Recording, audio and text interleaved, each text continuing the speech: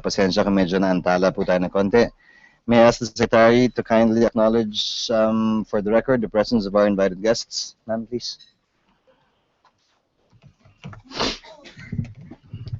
Good morning. We would like to acknowledge the presence of Secretary Singson of the DPWH, Attorney Euclides Forbes, Administrator, Philippine Coconut Authority, USEC Jose Emanuel Reverente of the Department of Finance, Secretary Corazon Juliano Soliman, DSWD, ASEC Jesus Domingo, Department of Foreign Affairs, Attorney Raquel Bensalida, Senior Vice President GSIS, Lieutenant Colonel Artemio Matibag, Corregidor Foundation Incorporated, USEC Richard Moya, DBM, ASEC Janet Abuel, DBM, Chairperson Maria Gracia Pulido Tan, Commission on Audit, Attorney Telma Mariano, DOF, Attorney Yubimil Nina Asuncion, Bureau of Internal Revenue, Attorney Edward Justin Orden, DILG, USEC Pio Lorenzo Barino, National Defense, USEC Fernando Manalo, National Defense, Colonel Romeo Basco, Deputy AFP RMO, Deputy Administrator Romeo Fardo, and DRRMC. Good morning. So muli, maraming salamat po sa inyong pagdalo. Sisikapin po namin matapos bago po tayo mag-lunch para hindi na po kami magpakain. I'll try to be very brief. I read all the position papers submitted and we know exactly what to ask for from our invited guests. So if I may proceed accordingly, kung marapatin po ninyo, unahin na natin yung kila Secretary Soliman at Secretary Singson para magawa nyo yung trabaho nyo. Senate number 75 and Bill number 1285, Chair hereby orders that the bills be consolidated. Secretary Soliman, I understand the DBM and the SWD came up with a regulation on the registration of CSOs? Yes, Your Honor, and for the SWD, we basically follow the process and the requirements that's stated in Administrative Order number 16, series of 2012, which is the registration, licensing, and accreditation of social welfare and development agencies that are doing functions that would be part of the mandates of social protection and now more and more disaster response and relief. And we also have an accompanying work with Bantay, Tulay, Kaagapay, and ano na nga yung isa? Gabay. Just to clarify, ma'am, although this is a DSWD DBM circular, joint memo circular, I understand that this is now the consolidated list of CSOs, NGOs that government is partnering with insofar as all the other agencies are concerned. As far as I understand, it's really on the grassroots participatory budgeting program, Your Honor. I don't think we... So iba pa po yung listahan ng accredited NGOs? Opo. Iba pa po yung listahan ng accredited NGOs that's doing social welfare work. For example, orphanages, senior citizens programs, street children programs. Listahan ho namin yon. I don't think that's in the list of DBM. So these are two separate lists, ma'am? Yes, Your Honor. For example, Secretary Singson, I understand you have NGOs that helps you monitor the implementation of projects. Same list, different list? Different list, Your Honor, because these are accredited for monitoring infrastructure projects. So we do not have a singular list of accredited NGOs at whatever level of participation in government? Wala pang ganun? I'm not aware of a consolidated list for CSOs or NGOs, Your Honor. The objective of the two bills, ma'am, is to actually consolidate, among others, these things. Would there be any hindrance if we consolidate that list? Let's say for various purposes, for us, no problem, Your Honor. If there's a consolidated list, then we can call on the same NGOs or CSOs to help in the monitoring. The basic objective is for monitoring, Your Honor. Para yung interesado po mag-apply, sumunod sa proseso, yes. At nang kung may sisisihing fly-by-night o peking NGO, edi iisa na lang din yung tuturo. That's correct, Your Honor. Would the DSWD be competent, ma'am? We have been doing the accreditation for already, I think, close to 10-15 years, and we'll be willing to work with all the agencies to do the process. I think the most important thing here, sir, Your Honor, is that, for example, for infrastructure, it takes a specific skill so that it becomes truly monitoring of the infrastructure. And for budgeting, it also takes a certain set of skills. Ganun na din po sa iba pang mga ahensya. So I think it's first we support the consolidated listing and common criteria on the integrity portion. And then siguro dun po sa specific competence will be based on the kind of agency partnership that will be forged. And So we can use, ma'am, AO16 as the template for the bills? it to be enhanced, Your Honor. Because it's very specific and limited to social welfare and development agencies. If we're going to use this, we need to expand it to include competencies that we did not include in this AO, sir. Thank you, ma'am. Senate Bill number 75 and 1285 is Secretary is hereby directed to refer the same to a TWG for its consolidation as well as inputs contained in AO number 16 as well as relevant rules and regulations issued by the DSWD and DBM on the subject matter. So ordered. Senate Bill number 406 and 1488 requiring disclosure of all funds received by any entity and or organization. We got the comment, Chairperson Tan of the COA. This will help you, ma'am? Your Honor, yes, definitely it will. Our concern is that the reporting requirement is devolved or is imposed on the DBM. We would suggest that the concerned NGOs or CSOs receiving funding should perhaps that the information or the disclosure should come from them, and that perhaps some kind of a reporting arrangement between them and the DBM should be made or can be made using perhaps technology. Parang naiisip kasi kung sa DBM po natin, with due respect to Yusek Moya, kung sa DBM po yung ating aasahan or to make the DBM primarily responsible for this kind of reporting and data sharing, I think that that they will much depend also on what exactly these CSOs will be reporting, if at all. And kami naman sa COA, we will then rely on the DBM data. It's not going to be complete. So what we are thinking, and I think that some kind of a structure, technical structure has already been commenced by the DBM in this area, is like online. Then there is a portal by which the CSOs can disclose, can make the disclosure online, and the DBM captures the data. So parang siguro po baka mas maiigi kung medyo babaliktarin natin, bibigyan talaga natin yung mga CSOs yung responsibilidad at accountability na mag-report. To whom, ma'am? Diretso na sa COA? To DBM and perhaps furnish us, but I think that the primary reporting made to the DBM. I go back to you, Secretary Solomon, ma'am, if I may. The DSWD utilizes NGOs to implement some of its projects, CSOs and NGOs to implement some of its projects, and concomitantly receives government funds to undertake these activities. Paano po yun? Nag-report po sila sa inyo kung paano ginamit yung pondo, tapos kayo po yung maggagawa ng report sa COA?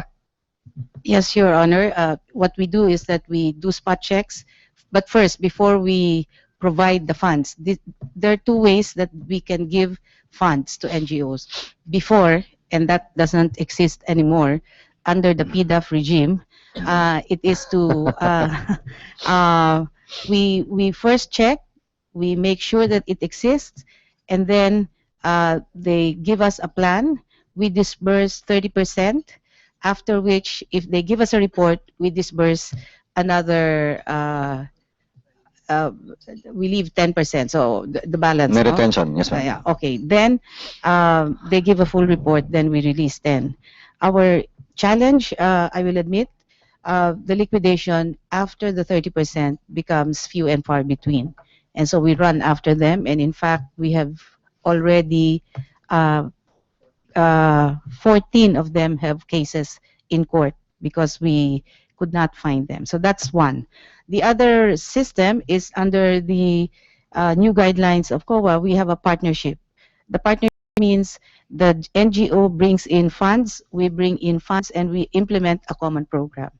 In both cases, they are supposed to make a report, and we do the requirement, and that includes the auditing trail so that when COBA wants to audit us on that, it can be shown.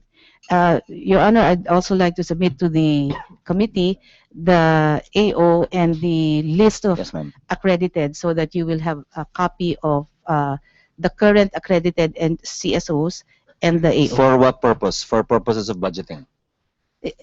For this one, Yes, so for purposes of your understanding of how our administrative order is implemented, Your Honor. Ma'am, question. I read a COA circular that says that award to NGOs of any undertaking should go through and is under the GPPB. In other words, kailangan magbidding yung NGO. At kung negotiated, quote-unquote, purchase yun o negotiated award, then a bond must be posted by the NGO. Pero kung bidding, let's say, may gustong i-undertake in DSWD, accredited NGOs can participate. I guess lowest bid wins. Kung sino magbibid ng pinakamababa para magawa yung undertaking, sa kanya mapupunta. Is that being followed? Yes, Your Honor, if it is a contract. But if it's a partnership, it's which means both entities, the government and the NGO, bring in funds to make, I'll give you an example, to make a project. Habitat for Humanity for Bohol will be helping us rebuild houses of 8,000. We're bringing in 70,000 pesos per house. They're bringing in 15,000 per house. So that's the kind of partnership that we define, which is within the regulations that we know of in COA. But for example, ma'am, I work with Habitat too. But for example, ma'am, paano pag pumasok ang GK and they offer their counterpart to be equivalent to 17,000 or a better offer?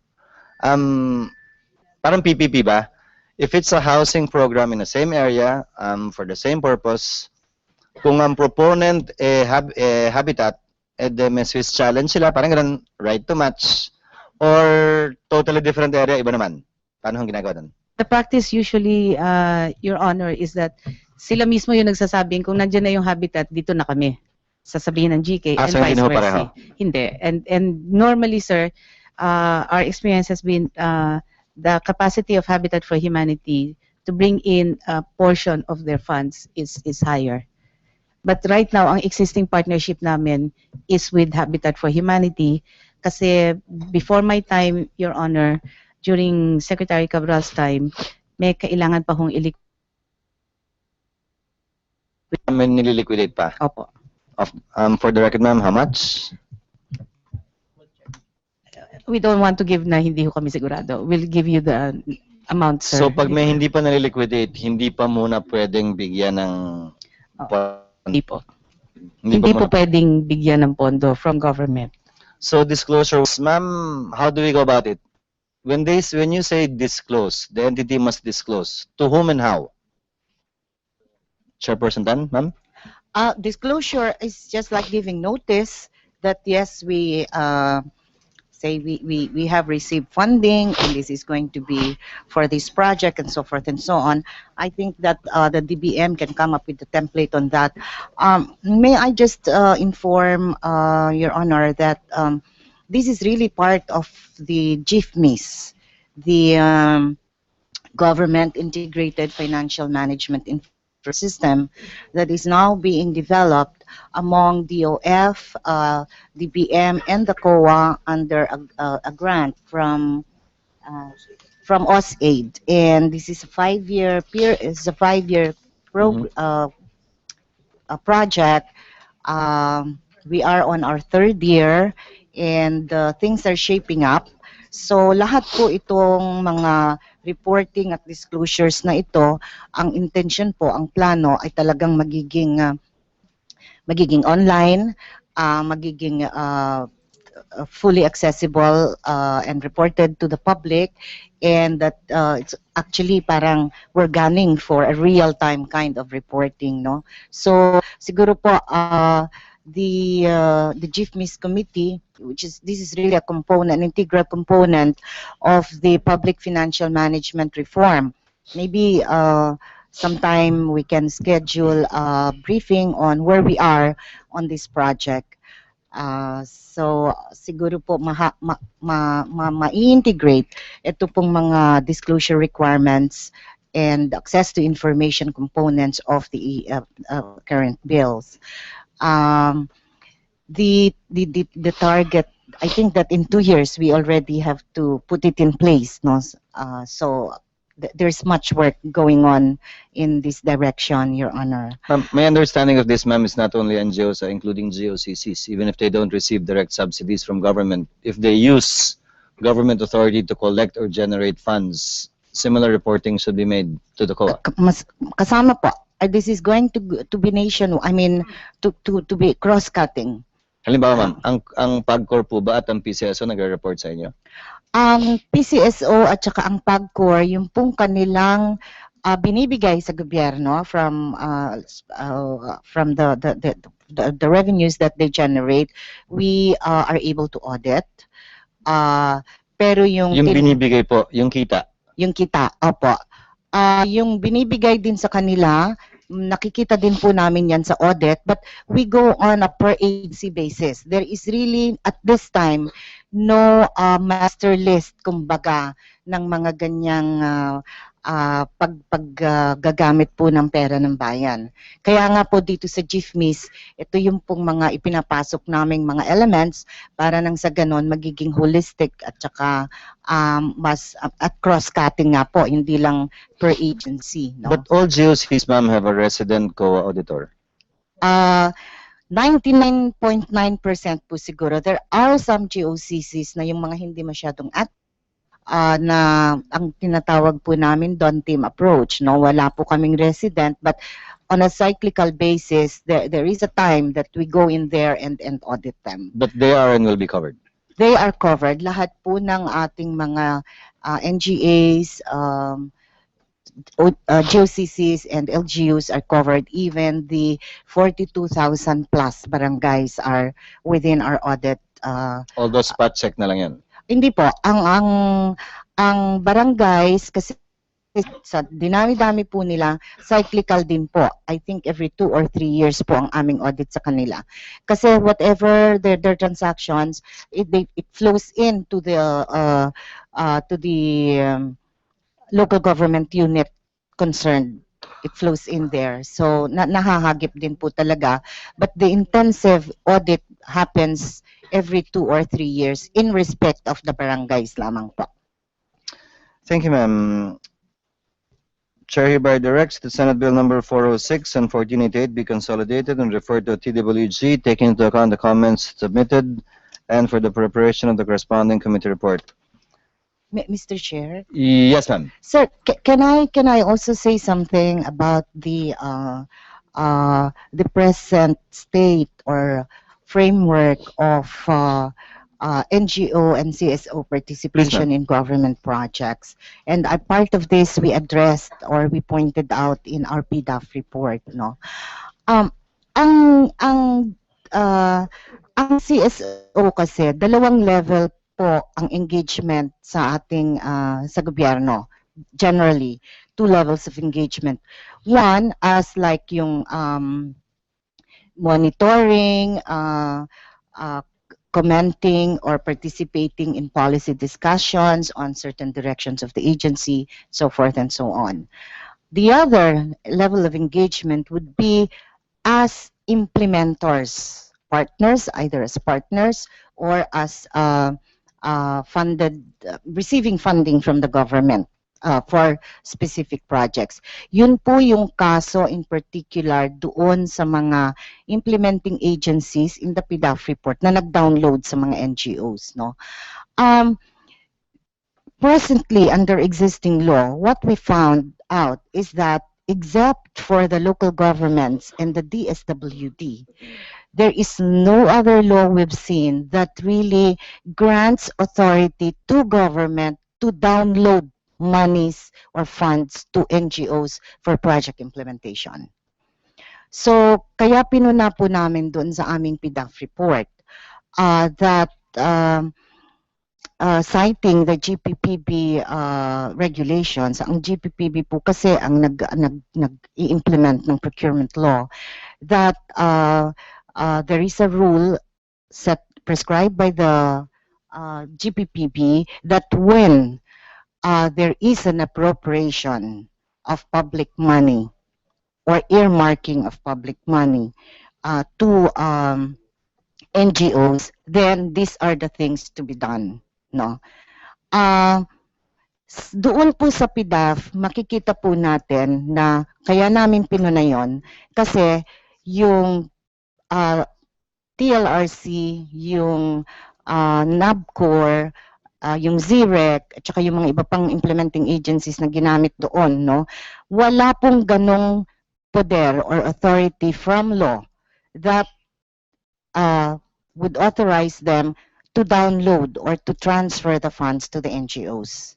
As I said, sa nakita po namin ngayon, it's only the DSWD, and I would cite specifically the Administrative Code of 1987 and the executive order that was issued by then President Joseph Estrada in 1998. So yun ang nagiging basis ng DSWD. Kaya po sila pinapayagan po namin sila at hindi namin sinisita pag nagda-download ng pera sa mga NGOs. Doon sa mga local governments naman, meron pong specific provision ng local government code. I think these are found in section 35, 36, and 37 of the local government code. But all other agencies po, wala. Now, there were occasions in the past, I think in 2006 and 2007, when, for example, the GAA mismo provided that certain amounts of public funds be made available to the Filipino-Chinese Chamber of Commerce, I think, for the purpose of school building project, no? So, okay din po yun. Pinayagan namin yun kasi nakasaad naman po sa GAA na pwede po sila. Pero all other instances, it's really a big question mark. And that is what we are trying to address. We are coming up with rules and regulations, unless, of course, in the meantime, the Honorable Congress would enact a law that will make this applicable to all other NGOs. So, the first level, so even assuming that meron po tayong mga batas na ganon, under the Procurement Act of 9184, and which is being implemented by the GPPB, yung participation po ng mga NGOs na ito is generally also by public bidding. In other words, the scenario is that if there is a government project, then there should be a call for bidding so that all interested NGOs can put in their bids, and we follow the procedure of the RA 9184. But there is also an exemption na pwedeng in certain instances nga kagaya po ng nabanggit ninyo, pwedeng to go through negotiated bidding, but in any event, they should submit a performance bond. Lahat po itong mga safeguards na ito ay nakasaad na po sa aming mga COA regulations, naka-echo din doon sa DSWD regulations, ganon din po sa GPPB. Ang napag-alaman lang po namin dun sa aming audit sa PDAF, hindi po talaga sinusunod. Hindi po talaga sinusunod. Kaya nga, year in and year out, lahat halos ng ahensya na nagda-download ng mga pondo sa mga agency, sa mga NGOs, pinupuna namin na either madalas hindi nga sila nagli-liquidate, walang monitoring ng mga proyekto, at bigay ng release ng additional funds maski hindi pa po nakaka-liquidate. Kaya nga as of 2011, I think we were looking at about 5 billion in unliquidated fund transfers to NGO and CSOs, NGOs, POs. the whole gamut po. Yeah, but a lot of them were downloaded to NGOs and CSOs. Ma'am, if I may read, the provision found in the GAA for 2014, Section 66 of the General Provisions, we inserted this. Requirements on fund transfers to CSOs.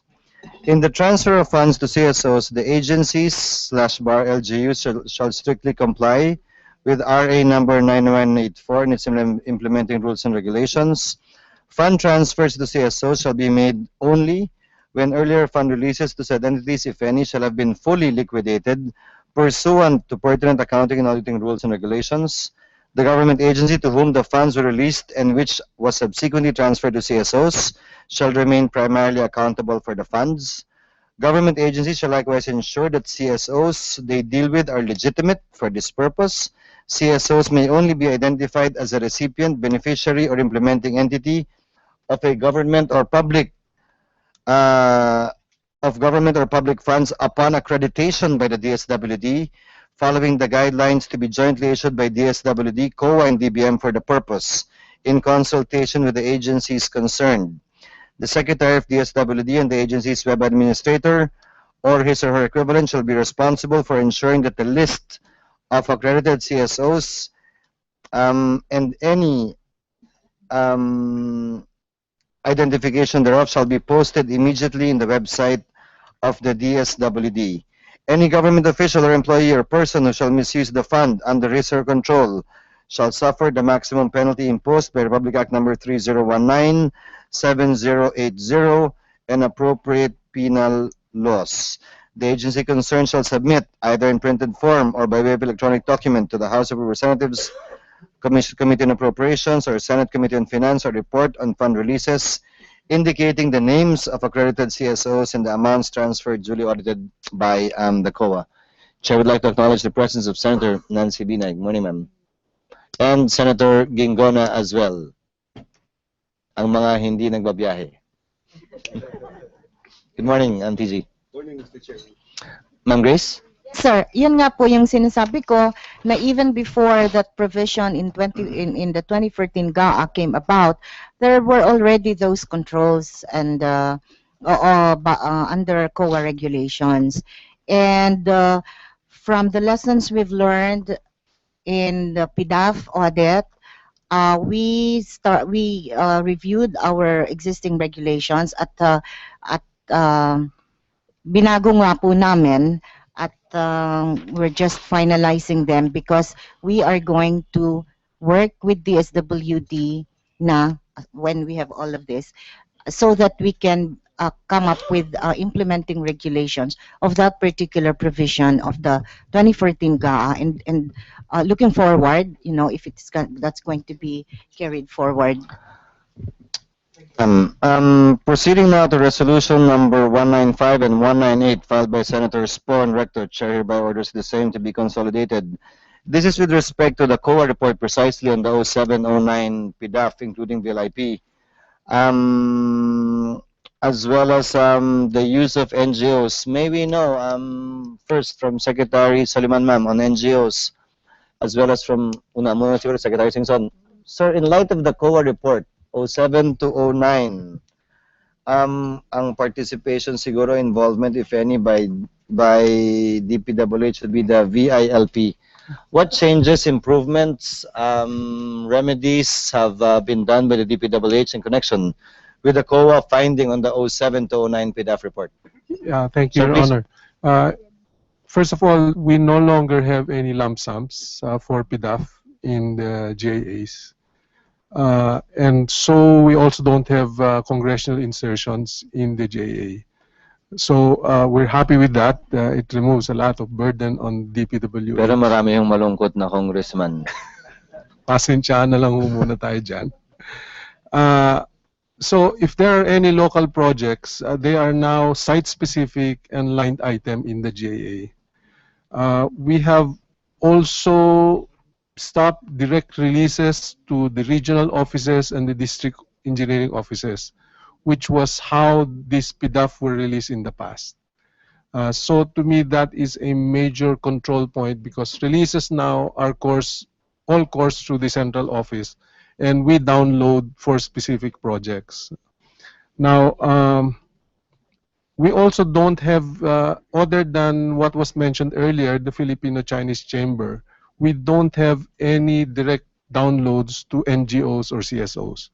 Some CSOs, in fact, come to us and request for funding to monitor. We have not released any DPWH funds to CSOs or NGOs. So libre po yung monitoring nila? That's on their own lookout. In terms of, I think it's very clear in the findings, it was not in relation to downloads to GSOs or NGOs, or it was more of deficiencies in project implementation. That's the findings of the COA report for PDAF. And we have made many, many corrections already since that time, Your Honor. And I think I'd like to just mention a few of them. We have also limited the implementation of local projects through MOA with LGUs. No? We only allow, based on the provisions, if the LGU is capable of implementing. In other words, they have the technical, they have the equipment, and only by administration. So we're very strict now in terms of making sure that they don't subcontract for projects. No? Bawal po yun eh. So in effect, the LGU is our contractor, using their own equipment, their own engineering staff, and they can no longer subcontract. No? So we're very watchful that it has not happened. Now, we also have strict enforcement of bidding rules, and that's why we have been very insistent na wag naman tingi-tingiin yung mga projects na maliliit. Because in the past, let's say if they're given an allocation, they would break this into 50,000 packages, 100,000, all over the place. And to us, you go through the same process whether it's small or big. You know?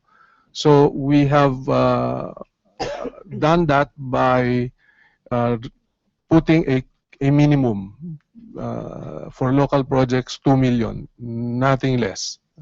So we have also been very strict in terms of requiring public bidding for all projects regardless of local or national.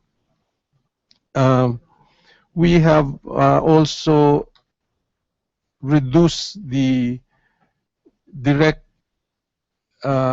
indirect cost. No? I think one of the findings of the COA was that some excessive indirect costs were being imposed.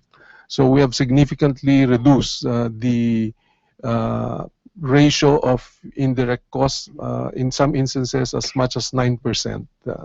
From 27, we've reduced it, we've simplified it, and we've reduced the ratio of overhead and margins to as low as 14% if they are big projects, from a high of 29%, Your Honor.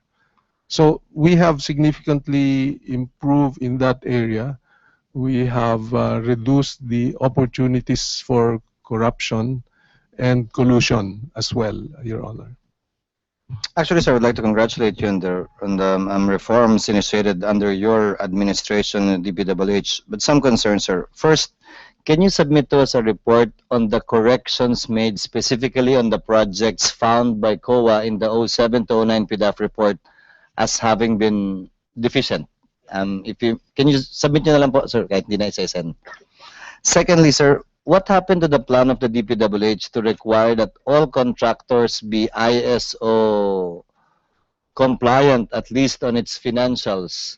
I heard na nireklamo daw po yata nilang contractor, ang DPWH daw mismo hindi pa ISO, but sila require. Sa totoo lang ho. That's correct, Your Honor. But sa totoo lang ho, pakialam nila, hindi naman sila gobyerno eh. Well, tayo yung gobyerno eh.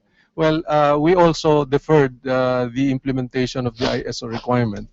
But as a countermeasure, we are now imposing very strict requirements for contractors in terms of equipment support, in terms of registered subcontractors. Doon po talaga yung problema eh. No? A big contractor gets a contract and then subcontracts to just anyone, even if they're not registered subcontractors. So we have started to require subcontractors also be registered as contractors, because if a subcontractor is not registered, they don't follow safety rules, they don't follow minimum wage, kahit ano pwede. So, actually, we'll follow it up with the LTO, sir, but my problem with the accreditation is hindi naman ho kasi required i-register ang heavy equipment sa LTO eh. So it's so easy to point to a heavy equipment as mine, even if it's owned on paper by at least 5 or 6 or even 10 contractors. well, that's correct, Your Honor. We're starting with the big ticket projects. For example, if it is 1 million and above, we now require pavers na kanila, no? So this Paano ho papatunayan, sir, na kanila kung hindi rehistrado? they have papers to show, Your Honor. Registered with who, sir? Ownership papers. How, in what form will that come, sir? If it's not registered, ang kotse kaya kong patunayan akin dahil may LTO, Certificate of Registration, in my name. But if this is not registered with LTO, how will they prove that it's theirs? Either a lease arrangement, proof of purchase, but I'm sure if there is a law in terms of registering heavy equipment, that would be ideal. We already filed the bill, sir, actually. Mr. Chair. Senator Binay? Yes, ma'am? Hindi ho ba sa PICAB accreditation kasama kung ilang heavy equipments yung owned by that construction company? Kasama po yun, no? That's how they're classified in terms of categories, no? But as the Honorable Chairman said, in the execution of the projects, they can say, ito gamit ko for this particular project, when in fact it is not there, no? So we're trying to make those corrections as well, Your Honor. So more or less, pag big project, pag di ba triple A accredited, ito yung capability niya. They have a required list of equipment. So DPWH can start from there in accrediting yung mga potential bidders for a big project. Well, that's correct. We specify the accreditation, no?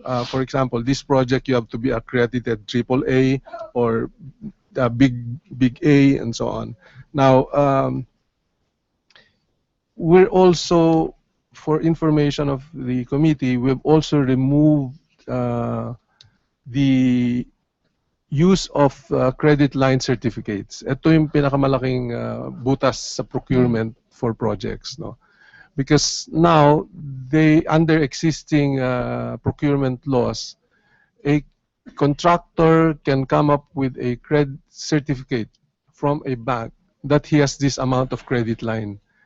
And kahit na maliit yung kanyang net worth, because of the CLC, he can participate in big projects. Yes. So we've removed that. We will only use as the basis of your contracting capacity your net worth, no? Kung ano talaga yung iyo, no? Kasi the CLCs really don't mean anything. 2.5 po yan, no? You can get it from any branch or a bank, and they will not even, you just put maybe a deposit. If you're good relationship with the bank, they can easily issue you a CLC. So we've taken that out as a requirement. So now they have to pay the right taxes, they have to declare their correct net worth, and on that basis, that's the net financial contracting capacity. Hindi na po pwedeng i-augment through ACLC. And that will also reduce subcontracting, because they're only now limited to their own net financial contracting capacity. Hindi na pwedeng takpan yung subcontracting using ACLC. So we're trying to address some of these deficiencies in the procurement law. Sir, binanggit niyo yung CLC. How are you rectifying the problem yung pinapataas yung, as you said, ancillary costs in the bidding. Tungkol dun sa mga sumasahod lang. I think there was a time that the DPWH adopted a strike-3 rule or policy or something along those lines.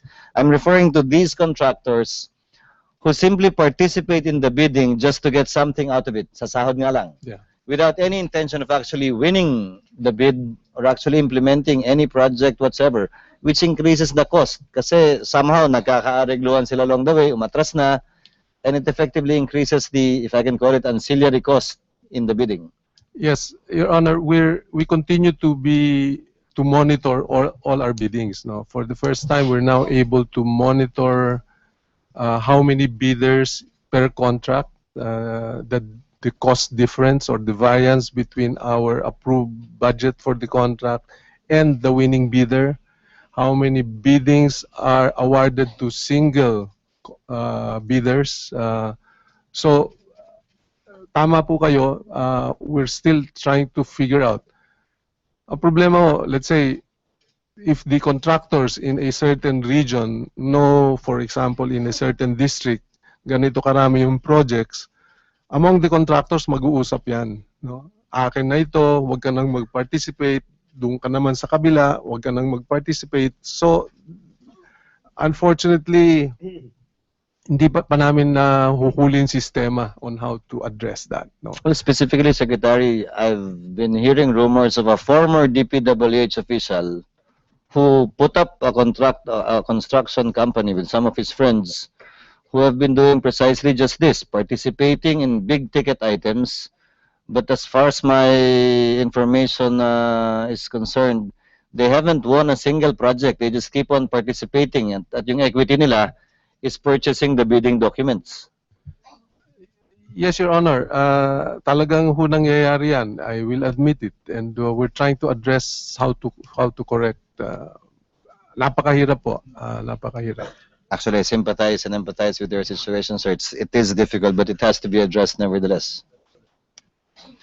Thank you, sir. On the part of DSWD, ma'am, in light of the GAA provision and the PDAF COA report, do we have a list forthcoming on the NGOs that can be used to implement projects? Yes, Your Honor. First, the NGOs in our list was not involved in the report of COA on PDAF. Second, the list that I gave the Secretariat, Your Honor, are all the current registered, licensed, and accredited. I'd just like to explain a little bit the difference. The registration is actually the official recognition of the operation of social welfare and development agencies within the purview of social welfare and development through issuance of a certificate of registration, which we issue, and they are included in the registry of social welfare and development agencies after complying with the requirements. Licensing refers to the provision of a legal permit to operate as a social welfare agency, again, after completing the requirements. And accreditation refers to the process of providing official recognition to the social welfare and development programs and services of registered and licensed social welfare agencies, again, after meeting the minimum standards and ensuring that they are within standards in delivery of programs and services. So, Your Honor, these three levels are undertaken by us whenever when they apply to us for any of the registration, licensing, and accreditation. What do they get as a benefit of being registered, licensed, and accredited? Basically, this means that when they get the Philippine Council for NGO Accreditation, or PCNC, where they get their donors get a tax incentive. Second, they can enter into partnerships as indicated by Commissioner Grayston with us, and we would support them if we see it is necessary. Again, an example for a social welfare and development agency, an orphanage that is running out of funds. We would provide them, based on an assessment, some support, most of the time in kind, like sacks of rice and that kind of Ma'am, but thing. under GAA, ma'am, kayo na yung na-identify as the repository of legal, registered, accredited NGOs for all other government projects. So I presume ito muna yung listahang gagamitin natin. Yan ho muna ang listahan, and then kailangan po kaming umupo ng COA at ng DBM para ho magkaroon ng common set of criteria for all, and then begin the listing of the common listing, kasi may listahan ho ang DBM, may listahan ng Department of Agriculture, ang alam ko rin may listahan ng DPWH, at may listahan kami. Ang TRC at NABCOR ho at ZIREC, may listahan din sila ng accredited Opo. NGOs. I think I need guidance on that, sir. So lahat ho, GOCC included. Yes, ma'am. Can we get a date? Yusek Moya, Chairperson Tan, Secretary Soliman, it's nearly the end of the first quarter already of 2014. Sir, yeah, actually ho, tapos na ho yung aming draft, working draft, kumbaga, nung aming proposed implementing regulations of that particular provision of the GAA, which is actually a consolidation and amendment as necessary of already existing regulations po. Now, our intention, and we hope that DBM and DSWD will agree with us, is to start from scratch.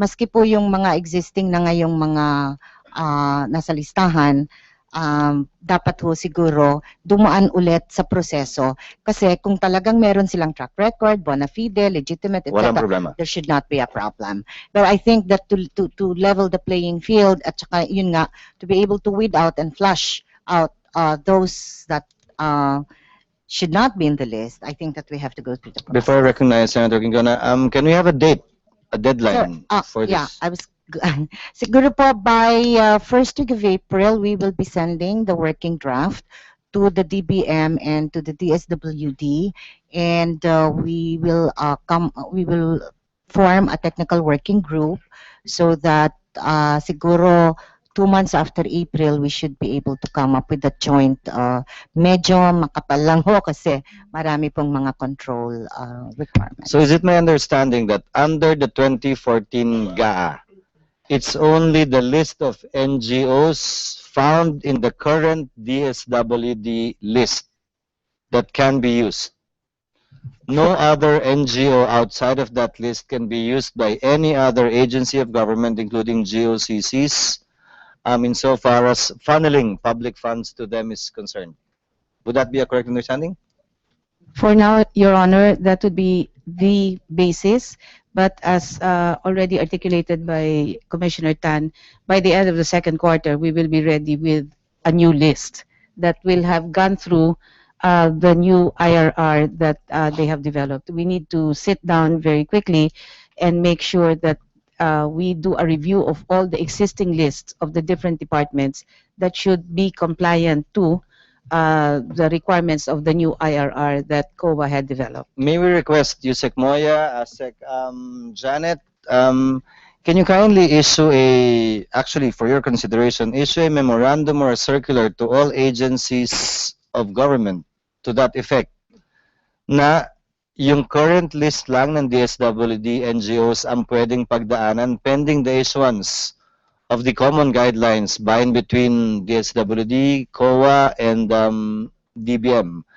So maliwanag yung understanding niyan in light of the GAA provision I cited and read earlier. Isaac Maya, sir? Yes, sir. We will bring it up to EXICOM so that we can issue, but we support that. Para ho walang lusot, kasi baka mamaya sabihin nila, hindi naman yan naintindi namin at kung ano pa gamitin dahilan. The understanding is in light of the provision again, yung nasa listahan lang ng DSWD until the guidelines are issued and a new list is generated. Ayoko din naman kasing i-delay yung implementation ng ibang proyekto pending the issuance of those guidelines by the middle of the year. Ma'am? Sir, napansin din po namin after, towards the latter part of in 2012 in particular, 2011 and 2012, tumadaan na rin po sa mga local governments instead of implementing agencies of the national or corporate government, no? Because precisely because of the provision in the local government code that local government units can transfer funds to the NGOs. So siguro po, hindi lang dapat DSWD, DBM, tsaka COA, baka ho kailangan din po nating kasali ang DILG para magkaroon po ng common standard talaga even sa mga local government units. So Sir, if Attorney Orden, kindly bring it up to your principal. Yes, Your Honor, we will bring it up to the Bureau of Local Government Supervision insofar as the CSOs are concerned. Please. Thank you, sir, and kindly get back to us on that. Senator Gingona, you wanted to say something earlier? Yes, Senator Gingona is recognized. thank you, Mr. Chairman. Two things lang. I noticed, Secretary Suleiman, you mentioned that you require PCNC accreditation. Your Honor, Mr. Chair, Senator Gingona, no, we do not You require don't require, PCNC. But PCNC requires our either registration, licensing, or accreditation. In your opinion, ma'am, would PCNC be a good, if it is PCNC accredited, would that be a good a seal of good, at least good housekeeping, that it's legit?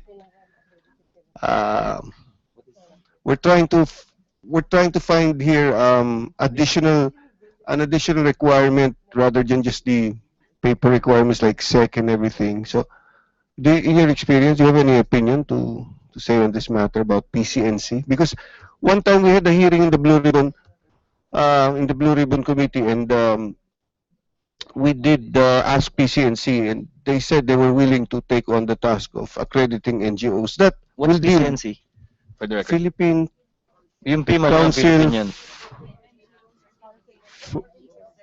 Philippine Council for NGO Certification. That makes them, if you donate to them, We invited them, but they're not here. Is it a government agency? it's created by, We have somebody's representatives. here. Please, sir. Actually, Mr. Chair, Kindly join us, sir. for the info of the body, there's a pending bill in my committee na yung accreditation process will be given to DSWD instead of PCNC. Instead of PCNC. Okay. Sir, for the record, may we get your name? Dito na po.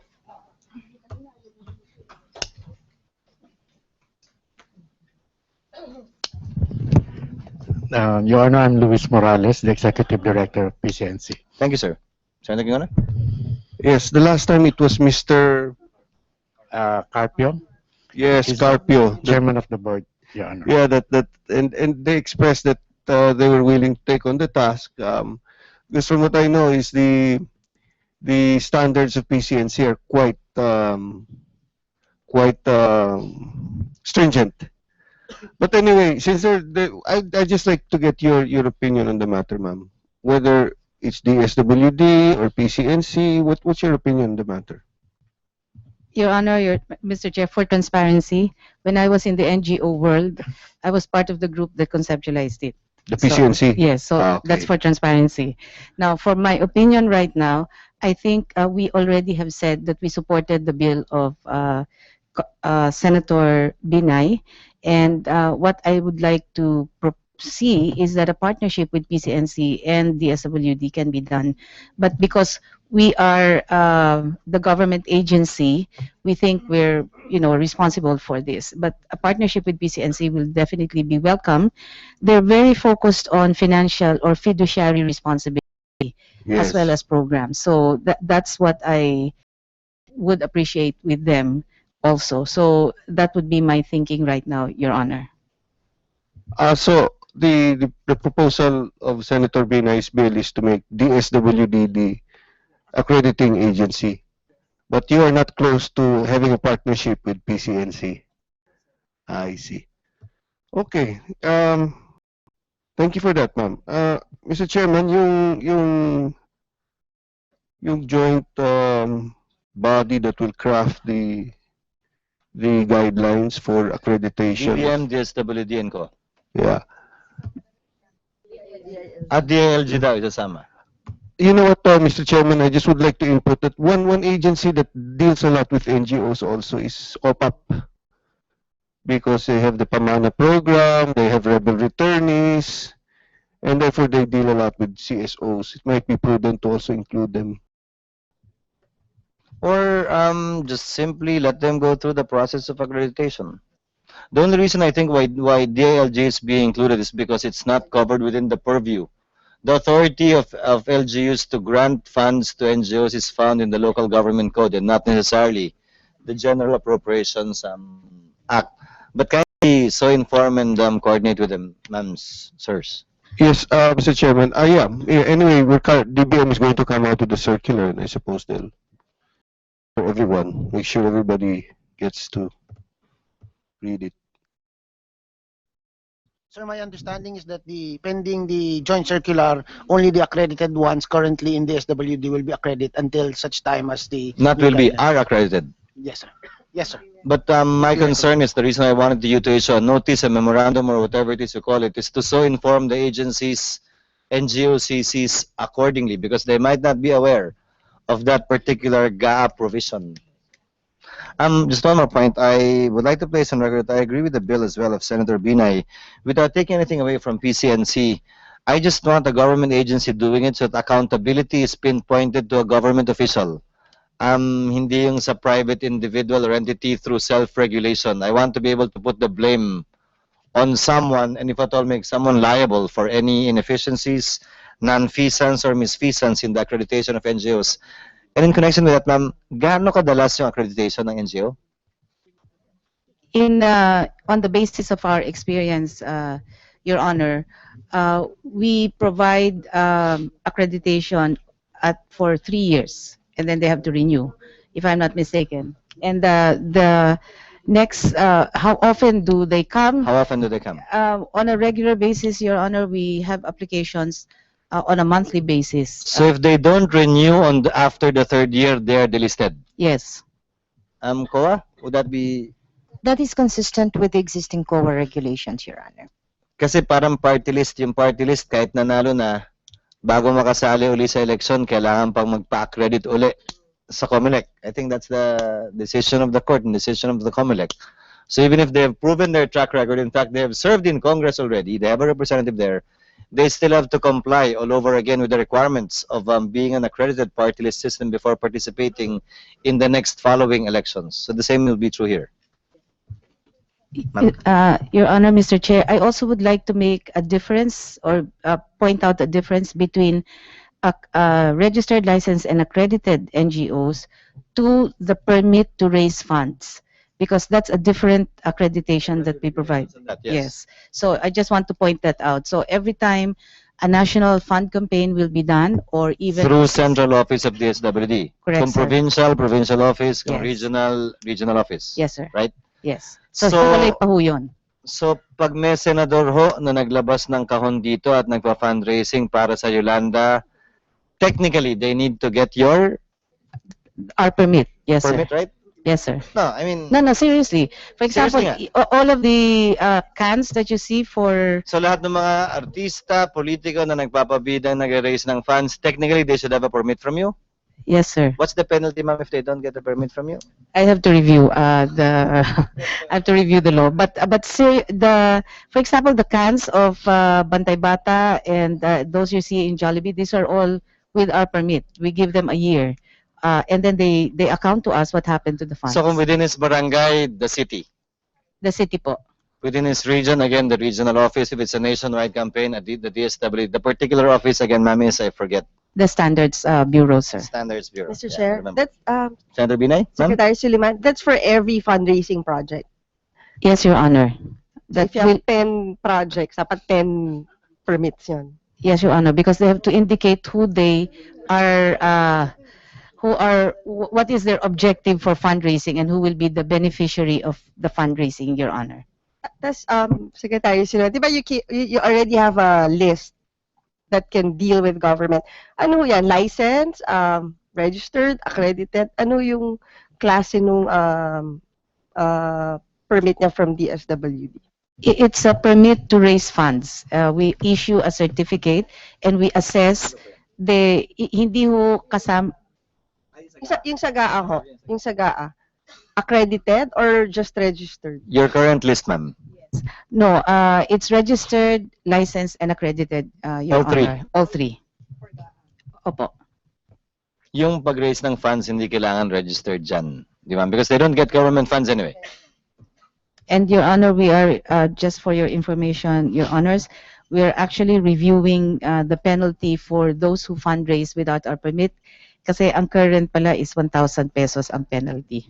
So, kailangan ho namin i-review para siguradong mag-comply po. Segue na po ako, ma'am, sa resolution number 363 on the donations in connection with Yolanda. As you said, under existing law, bago ka makapag-raise ng fund, you have to register with the DSWD Standards Office and you have to submit a report. Hindi lang ho registration, di ba? Submit a report. Magkano ba yung na-raise namin? At saan napunta? Correct me if I'm wrong, ma'am. Does DSWD have that list? And does it include foreign donations as well? Your Honor, we don't have the list of all those who raise funds for Yolanda as of now. But we do have the list of all those who donated to the government that went through DSWD in terms of donated goods. We also have the list of donated cash to DSWD in dollars and in pesos. And Both faith, foreign and local, ma'am. yes, Your Honor. But there are funds or donations that went straight to DFA, and that's being monitored by Faith, the FAITH, which is being managed by DBM. It's a portal that makes a report on the number of donations that had come in. I'm almost sure, ma'am, that most of those who raised funds, I'm not even questioning whether it reached the typhoon victims, did not register with your office. But nevertheless, can I get from your standards office the list of those who applied for and were given permits just out of curiosity? Kung ilan ba talaga yung humingi ng permit galing sa opisina nyo para mag-raise ng fund? Compared to all of these things we've been hearing on radio and TV trying to raise funds for the typhoon victims. For the record, ma'am, has your office ever run after, or the DSWD in general, even prior to your term, may hinabol na ho ba kayo sinampahan ng kasong nag-raise ng funds at binulsa o hindi naman napunta sa dapat pagbigyan? I know the penalty is low, but I mean... Yeah. To my knowledge, Your Honor, we have been making queries, but we have not really run after anyone who had made misrepresentation of the funds. So far, all those who have asked for our permit, they can report to us what happened to the funds and where they brought it. During Christmas, I always remind over the air that if there are carolers who are not from your barangay or your village, and they are soliciting for church or a humanitarian cause or children's I go on air to say that if they don't have a DSWD permit, they should not provide or they should not give. So far, wala naman hong nagko-complain sa amin at this point. Ma'am, we required in the GA that list be posted dahil paano ho namin malalaman kung registered sila. So, the Faith portal is a mirror image of what you have? It's more than what we have because it includes foreign donations. But sir, in our website, we also have the foreign donations. We have close to 18 million US dollars in donation in direct to DSWD, and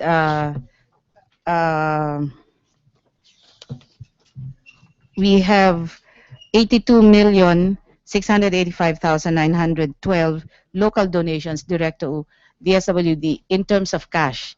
Hiwalay pa po yung pumasok na mga goods that went through us. I can give both. Pakisubmit na lang po, yes, ma'am, I can give both listing, and I just want you to know, Your Honors, that we have been still receiving donations as late as March 4, 2014 of goods. Maybe inquire from the DFA, sir, did the President issue a blanket authority to accept and receive all of these donations related to Yolanda? Or kahit sino gusto magbigay pwede, sige lang. Thank you, Your Honor. The procedure that we follow, as in previous disasters, when a disaster breaks out, we get guidance from the National Disaster Risk Reduction Management Council to offer the international community options which to channel their assistance. And basically, that's the bank account information of the DSWD, the NDRMC Office of Civil Defense, and the Philippine Red Cross. And what we say to the international community is if they could transmit their intended financial contributions directly to the bank accounts of the three said entities. Sir, I raised that question because in the current GAA, as well as in the previous year's GAA, there is a provision on donations which states that, provided, in case of donations from foreign governments, acceptance thereof shall be subject to the prior clearance and approval of the President of the Philippines upon the recommendation of the Secretary of Foreign Affairs. That's why I asked earlier, was a blanket authority in whatever shape, size, or form given by the President for you to open the gates and say we will accept from any foreign government? Were you even aware of this provision, sir? Again, yes, not only in the 2014, in previous Yeah. years' GAAs. Okay. Well, when we interact with the international community with support our efforts on disasters, we do that through as a member of the NDREAMC, and so the guidance that we receive is from the NDREAMC to offer this information. The GAA, sir, makes specific mention of the President himself. Maybe know if that came in whatever shape, size, or form. Or we don't care, as long as they give us, kahit saan ang gobyerno manggaling yan. Would that, no such policy or even guideline on that? We just simply open everything up? Again, in contravention of the GAA provision. Secretary Soliman, please, ma'am. I think, sir, there are two considerations. Please, ma'am. One, I don't recall any blanket authority that has been given, but because of the strength of Yolanda, the United Nations applied what they call level 3. Level 3 means they bring in all of their experts from the different UN agencies and call on all countries to provide support. And that, I think, accounts for the surge of compassion and solidarity from all different groups and different NGOs and governments. The second consideration, Your Honor, is that there were two places where a one-stop shop was created under his direction. These are one in the Manila International Airport and the port in first the port here in Manila, and then in Mactan there is a port and an airport where all donations were brought in, and we monitored with the Department of Foreign Affairs, Department of Finance, including Customs and Health, and our people. I can give you a list of what had been in through that facility and where they are now. And I can also provide the committee today, as of February 15, the exact list of the donors, what they gave, and where it's at this point. Please, ma'am. Actually, for example, again, I don't have an issue with the President, really. Again, I remember the President appealing for help. Again, my question to the DFA is, do you consider that the authority to so receive donations, I guess, when the President asks for help from all foreign governments? Because it has to come in some shape, size, or form, and you must be able to point out to something. Otherwise, it'll be in contravention with the General Appropriations Act, both of last year and of this year. Personally, I would consider that appeal for help as that acquiescence to so receive foreign donations. But at the very least, the AFA should be able to count on that and base it on that. I presume when the President made that appeal, it was with the advice and upon the advice of the Secretary of Foreign Affairs as well. Would that be roughly how it came about and when? Yes, sir. There's close coordination, of course, with the President and the Secretary of Foreign Affairs. But again, the focal point in government for our disaster management is the Secretary of National Defense in his capacity as the chairman of the NDRMC. Again, sir, forgive me, my problem with that is he's not the President. He may be the Secretary of National Defense, he may be the alter ego of the President insofar as being Secretary is concerned, but he's still not the President of the Philippines. Next question, Secretary Suleiman, if I may. Faith has all the donations given to government and government agencies. What about donations given to private entities in the country? Is anyone monitoring it? What about donations given to local government units? Donations given to the church? Donations given to the Red Cross? Donations given to NGOs who are doing some work there? Who is even checking on these things? Your Honor, I will admit no one, because there is no right now mandate, because they're private entities. I think for local government units, that would be accountability through a COA check. But for NGOs, international NGOs, and the UN agencies that received money, as well as church-based and or foundations, including media foundations, we have no mandate to require them. What we can have is persuasive authority, and I have been trying to get that information. One source of information for financial tracking, Your Honor, is the service of the United Nations Office for Coordination of Humanitarian Assistance, or UN OCHA. But what you will just see there is... Bernard. No, sir. With David Carden, under Luisa Carvalho, the UN resident coordinator. But what you will see there, Your Honors, is that the UN agency that was provided X amount by what bilateral country. The actual expenditure of UN for UNICEF or World Food Program or International Organization of Migration, it does not reflect in that financial tracking. We can provide you an infographics where we monitored through their website. For example, USAID, $89 million all went to UN agencies and international organizations such as Plan International. DFID, for example, gave 8 million euros. And again, that went into Oxfam America, Save the Children, Plan International, UNICEF, World Food Program, ACID, which is a Spanish group, also the same. I forget the amount.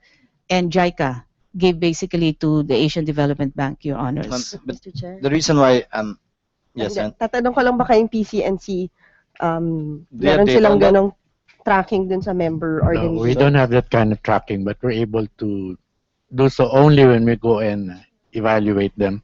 But I'd like Your Honor to know that each NGO is supposed to report to SEC on an annual basis all the donations and contributions they receive and how they spent it. Sir, my problem actually with that is, ma'am, if I may, again, we cited earlier, if you will raise funds, you have to register with your standards office and report how much you got and where it went. This is to a larger scale. And I consider it a bigger crime if they use Yolanda and the victims of Yolanda to simply enrich themselves. And mind you also, there is a contract unwritten as though it may be between the donor and the donee na yung binigay nila para sa Yolanda. And since there is no one checking, some NGOs, I won't even fault them. If they keep some, kung sobrang dami para dito, para sa susunod na kalamidad, may mabibigay naman sila. There is no strict accounting na each and every can of sardines for Yolanda victims or earthquake victims should go there. Because donations are basically donor-driven. They decide, I gave this for this particular purpose. Hindi po pwedeng itabi muna nila yung iba para may standby sa ibang kalamidad. Almost all radio stations, ma'am, and all television stations raised funds for Yolanda. May I know if all of them as well applied with the Standards Office and if this requires a separate permit, or will their existing permit, if it's an existing foundation, already do the work? Technically, Your Honor, they should have asked, but because it was an emergency, that would be their reason for not asking permit. But what I'll do is do a check of all those registered with us, media foundations, and if they raised funds, and then we can actually ask them to do an accounting if they're registered with us. The challenge will be, Your Honor, if they are not registered with us, then we cannot, in essence, demand an explanation because they're not within our purview. But they can very well be sued for not applying for a permit. I mean, We need to review the guidelines because they raised the funds under an emergency situation. is And- there such an exception, ma'am? Well, that's what I need to check with GOA and the rules because under an emergency situation such as Yolanda, they can counter us by saying, how can we still go through a bureaucratic process of asking permission when people need As food, long as you they know? report as well. Well, that would be I think that would be then the action to take, that they make a report of everything that they have raised and where it is Where it at went. this point. Yes. Senator Bina, you wanted to say something? So, dun ho sa ibang bagyo, may nag-apply ho ba ng mga fundraising permit? Or have they submitted their report? Kasi for example, ano ba yung Ondoy? Siguro dapat ho yung mga nag-fundraising, they have already complied with the requirement. Your Honor, as far as our monitoring goes, the ones who really apply are ABS-CBN Foundation and GMA Foundation.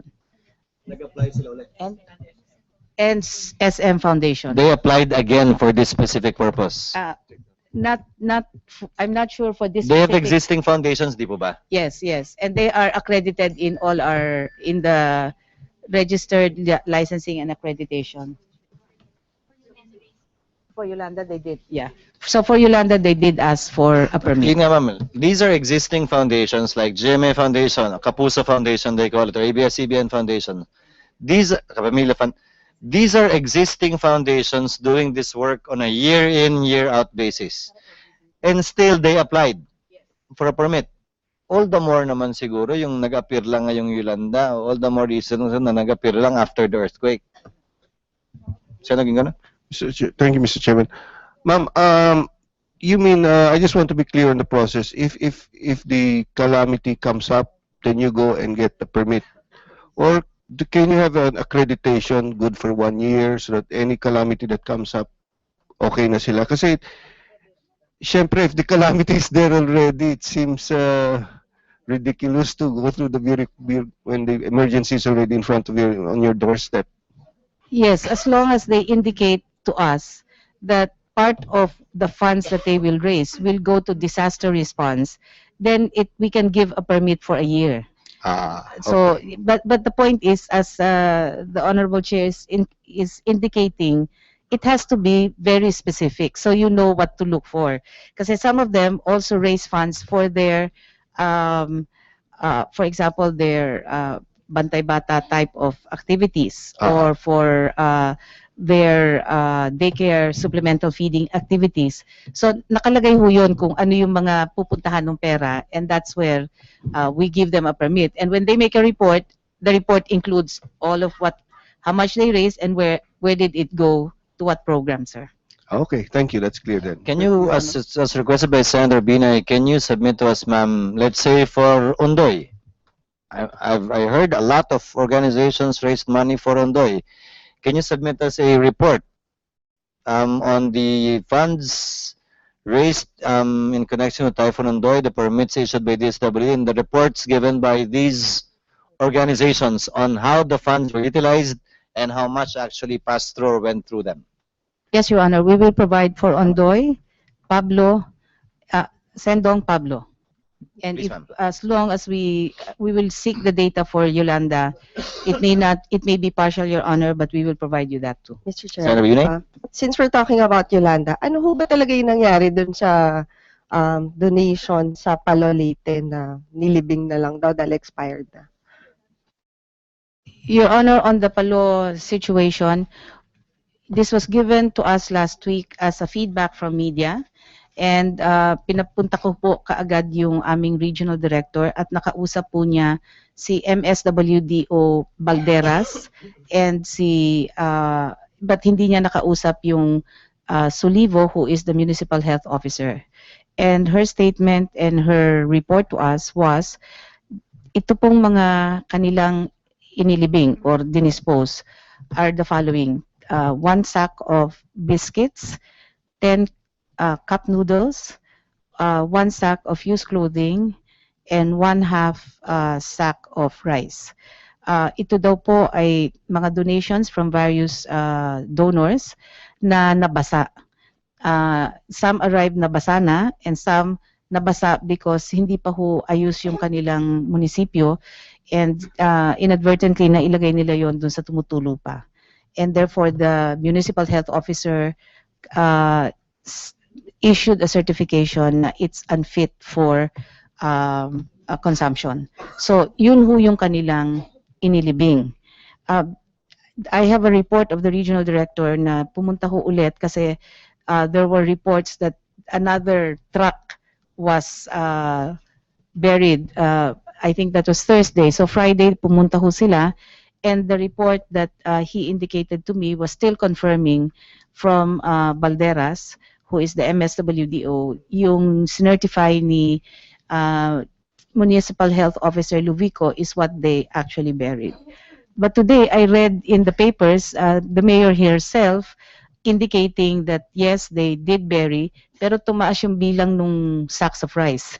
Ang nabasa ko ho 4. So I'm going to check with them again kung ano ho ba ang katotohanan, because I already asked the regional director to go, and nakausap nga ho yun. They even went to the dump site at kinausap din po nila yung mga operators. The allegation na meron hong isang makina na nagko-cover, sabi ho nung operator hindi ho totoo kasi sira ho yun. And what they're actually using is a UNDP provided bulldozer that's doing the actual pagpapatag nung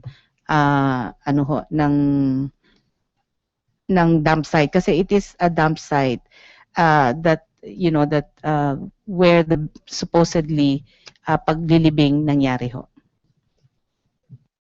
One more point sa COA before we leave the subject. Ma'am, is COA looking into all of these fund donations to government agencies? As a matter of fact, Your Honor, yes, we did a parallel audit of disaster aid and relief as and when the relief operations, rescue and rehabilitation were going on. And in fact, we have an interim report coming out. And one of, well, I highlight 2 findings. One, the coordination was really something regrettable, if I would say, because there was no gatekeeper. As you were saying a while ago, there were people were just going to the ground, organizations here and there, just setting up, and this is what we're bringing, medical equipment, this is another hospital, and so, like, they go there and, sige, dito kami. Tapos yung iba dyan naman kayo. But there was really no one. We did not see that. Calling the shots or doing some kind of a coherent coordination. I would understand, and of course this is something that we've taken up with the agencies as well. Parang it was an emergency, a huge catastrophe, in the heat of everything, parang everybody was at a loss. So that's fine. I mean, but we have to bring that finding out. Kaya nga po, the other thing is on the matter of donations, no? Doon sa faith, maraming nakalista, pero hindi po lahat yon ay binigay sa ating gobyerno. hindi binigay as Gary said a while ago. I think the DFA only has 3 suggested beneficiaries: the government, through the DSWD, or private, which is the National Red Cross. So, yung mga nagbibigay from abroad, I think dinidiretso na nila kung saan. And I think that there was so much less that was given to DSWD than what was given to Red Cross. Also, not all of those listed in faith are in cash. A lot of them are actually in kind, so it's very difficult to put a value to it. For example, one plane load of this and that, I mean, we don't have the capacity. We don't even know what's inside the plane. So, and a lot of them are also in the form of pledges, tama, Bon, na hindi pa dumarating, hindi pa ho nakikita yung pera. So press release pa lang. Marami pong ganon. All of this we will are included in our report. And kaya nga po yung aming audit ay nag-focus na lamang doon sa systems and procedures, not on financials or mga hindi nadala dito or na mismanage ang pera. We don't even know, sir, because even the local government units who are already on the ground, because we had a lot of teams going around po, they didn't even know also exactly who helped them and what help they got. It was that, I'm sorry, it was that crazy on the field. There's one particular incident that we documented. I think this was like a few days or a few weeks after the typhoon hit, and the airport in Tacloban just reopened. So it was like a few days or a week after yata. And so there were so many planes coming in with so many things on board, but there in the airplane, there was no manager or Ni walang customs. walang nagdidirect. So if like for example, some in the COA office, for example, there were things that were sent, no? And we would look for them. Nobody could tell us where, kung anong replanong nagdala.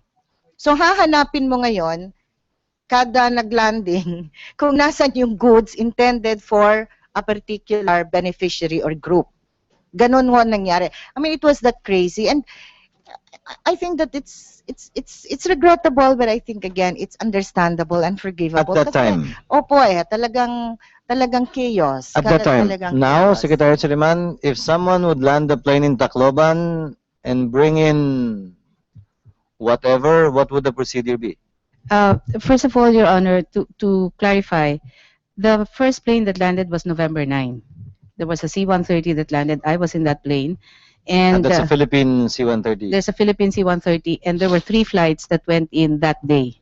After that, sunod-sunod na po yung, actually the November 10 was still Philippine C-130s, but on Monday, we started getting the US C-130s, and then sunod-sunod na sila, the Australians, the Koreans, the Malaysians.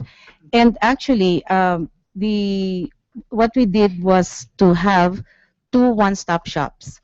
One-stop shop in Mactan and one-stop shop in Manila. And actually, we were able to monitor right now, because of the one-stop shop, approximately 3 billion worth of foreign donated goods. Pesos, 3 billion Pesos. pesos. 2 billion 2,223 in Cebu, and 851 million 0.5 in Manila, because we actually directed already the goods to go to Cebu as opposed to Manila, kasi nagdo-double handling pag Maynila pa.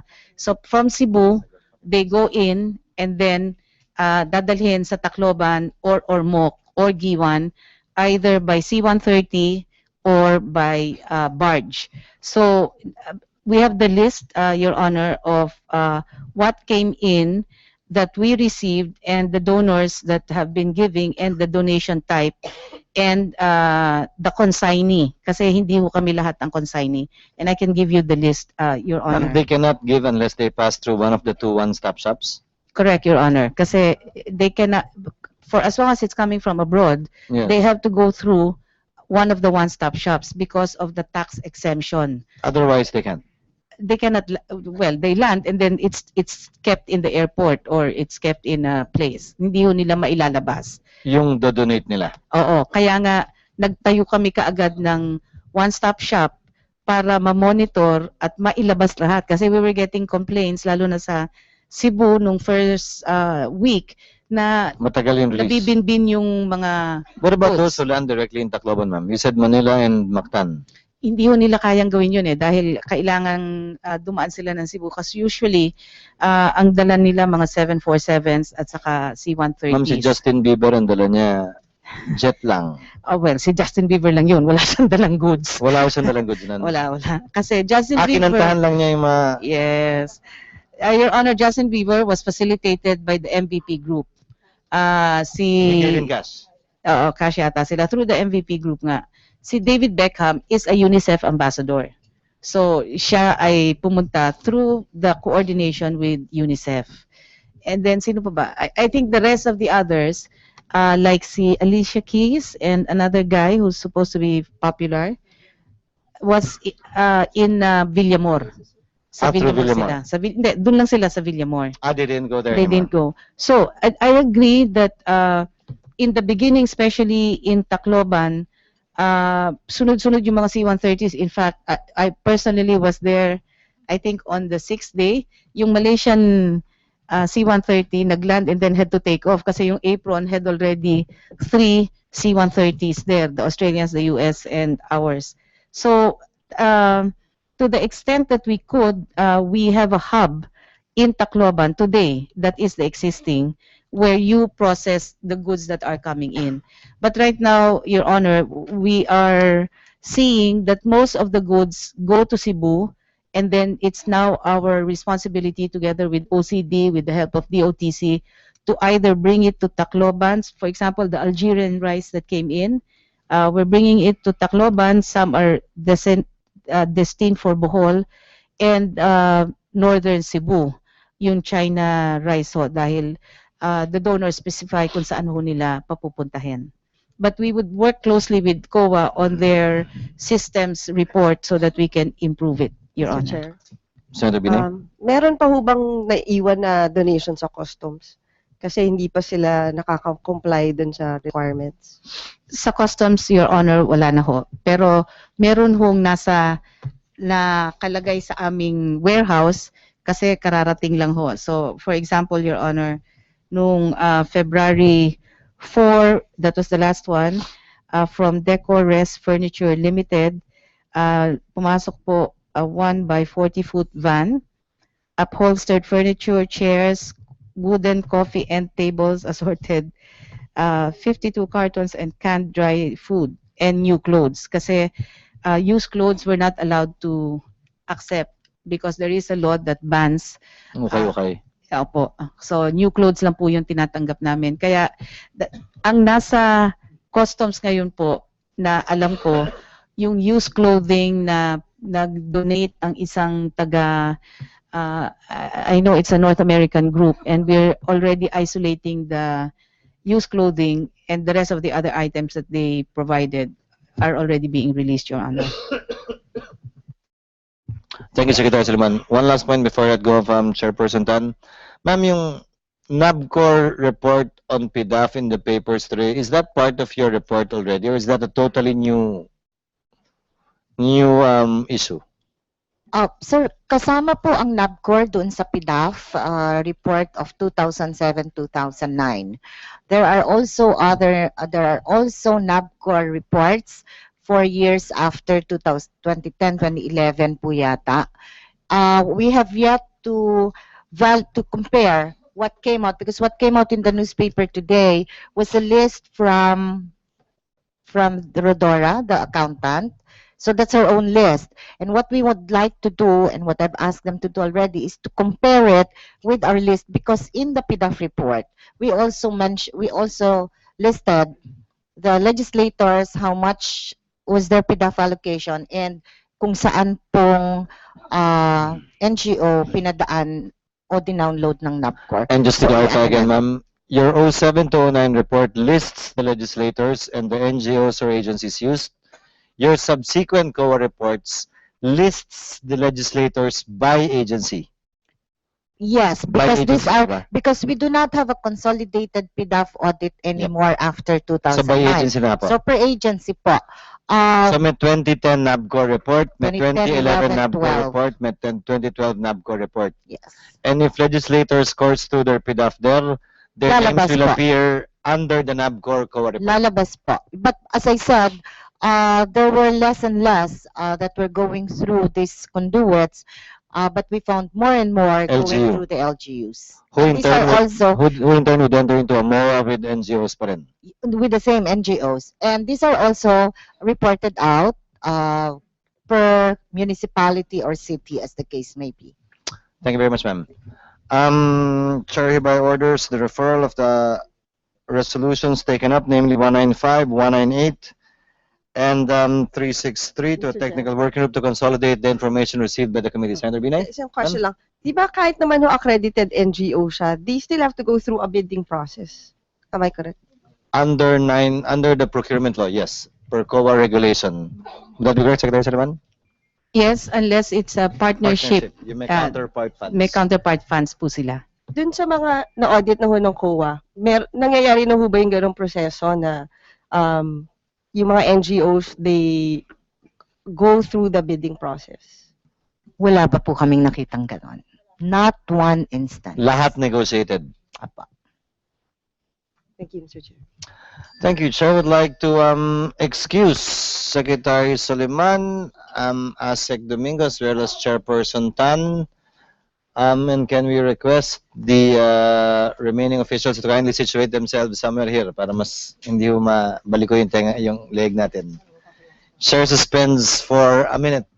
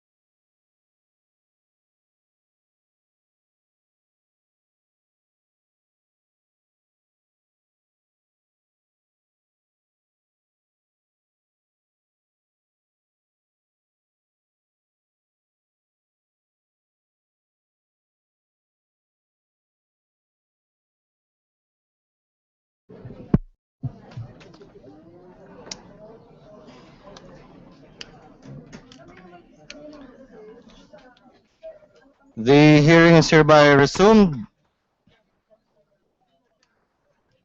Proceeding, Senate Bill number 466, filed by Senator Recto, providing additional funds for the AFP Modernization Program, earmarking for this purpose a portion of the Malampaya funds.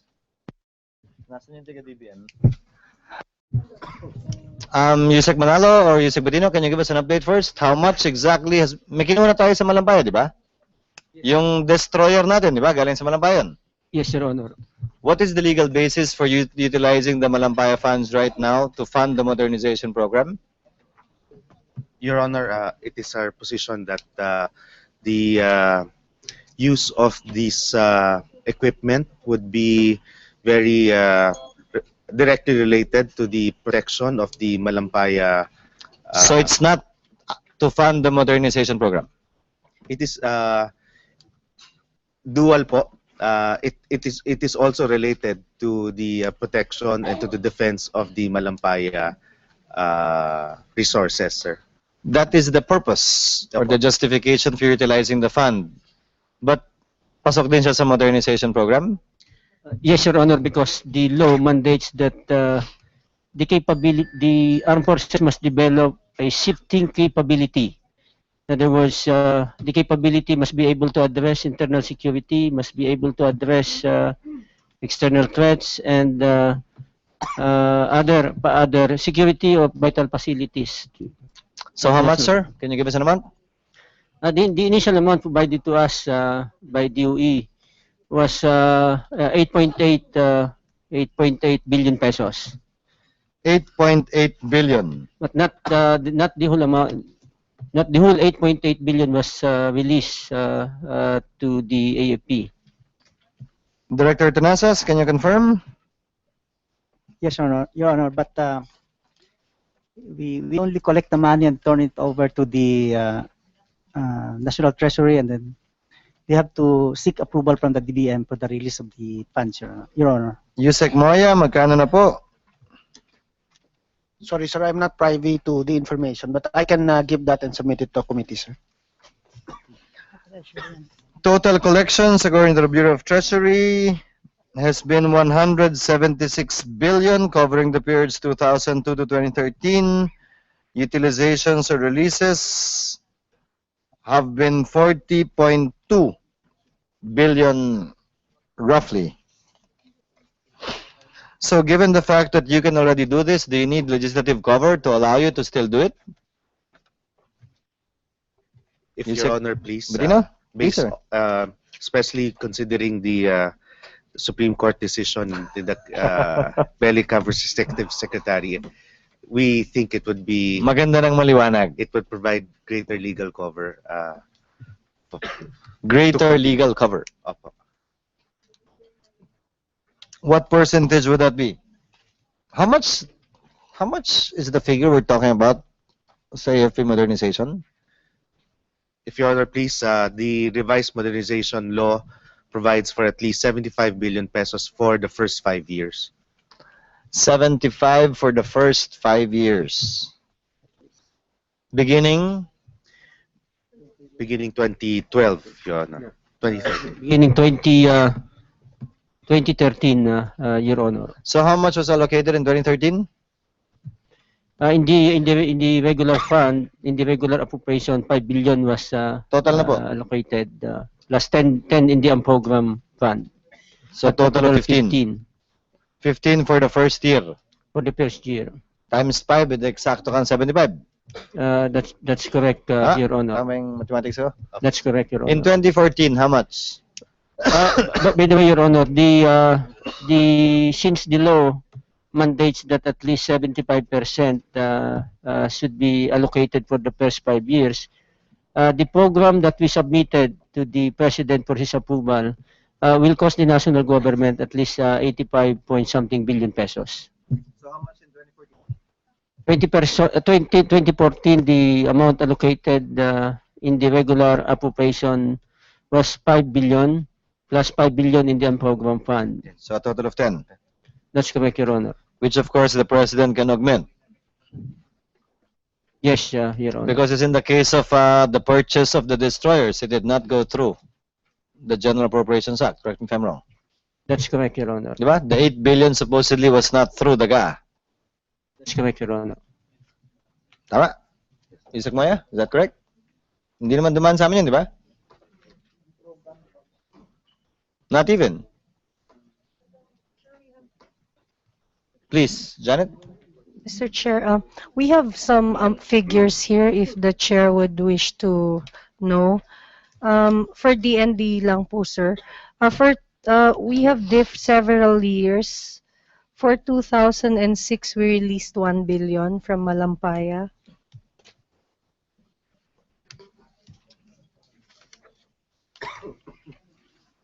For 2011, Mr. Chair, we released 423.063 million. So I presume in between wala. 07, 08, 09, 10. Wala po, sir. And then 2011, meron pa pong 4.9 billion. 2012, 880 million, 880.6. And for 2013, 335 million, Mr. Chair. That's all. So dun sa 8 billion na pinangako, chargeable sa Malampaya, magkano na na-release? Asek? May 8 billion daw sila pero hindi pa rin na-release lahat. Yes, sir. A total amount of 6.593 billion was released out of the 8.8 billion allocated from the DOF fund, Your Honor. 6.5. 6.593 billion pesos. So roughly, tama, in the course of 3 years na po yan, Yusek? That's correct, Your Honor. 2011 to 2013. So if you add roughly 0.423 million, 4.9 billion, 0.88, 0.06 billion, 0.335 billion, that's roughly 6.5. That's correct, Your Honor. Out of the 8. Out of the 8.8. Thank you, sir. So, Yusek Badino, you're the one in charge anyway. Can you help us craft the bill and provide you greater cover? Yes. Para hindi kayo mademanda pare-pareho ng plunder pagkatapos ng term ninyo. Yes, Your Honor. Thank you for... Senate Bill number 466 is hereby referred to a technical working group to refine the provisions found therein. And also help us out, Asek Janet or Yusek Moya, on the percentage. Because it seems like a very small percentage is being allocated for defense. Ang liit compared to the total, as against the proposal of 30%. Masyado malaki. Give us a workable figure. Thank you, sir. If Your Honor, please. Please, Yusek. May we just manifest our position or our recommendation, Your Honor, that the allocation from the Malampaya Fund is requested to be over and above the 75 billion peso requirement. Easy. On top of? We were if you put it on top of, the only justification we can give would be to protect the facility itself, meaning to say that will only go to the Navy and the Air Force. I mean, di ba? If at all, if that's the justification you'll be using.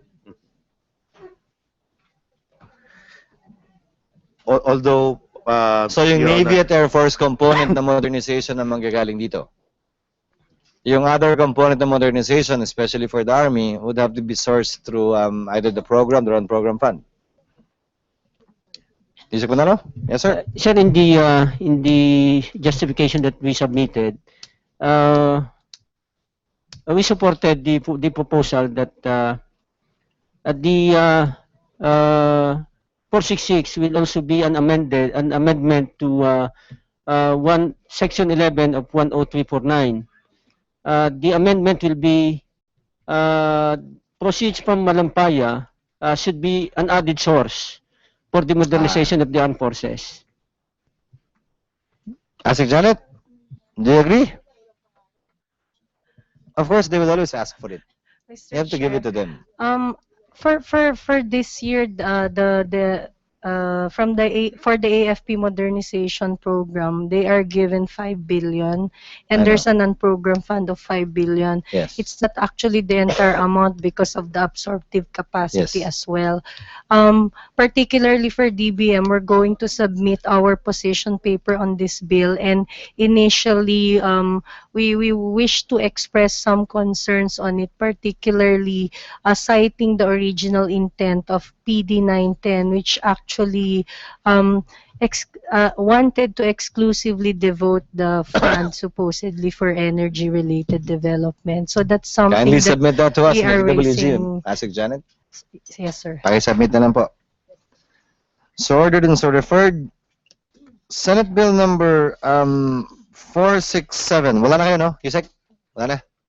You're excused, sir. That you can go. Meron ba kayo? Alin?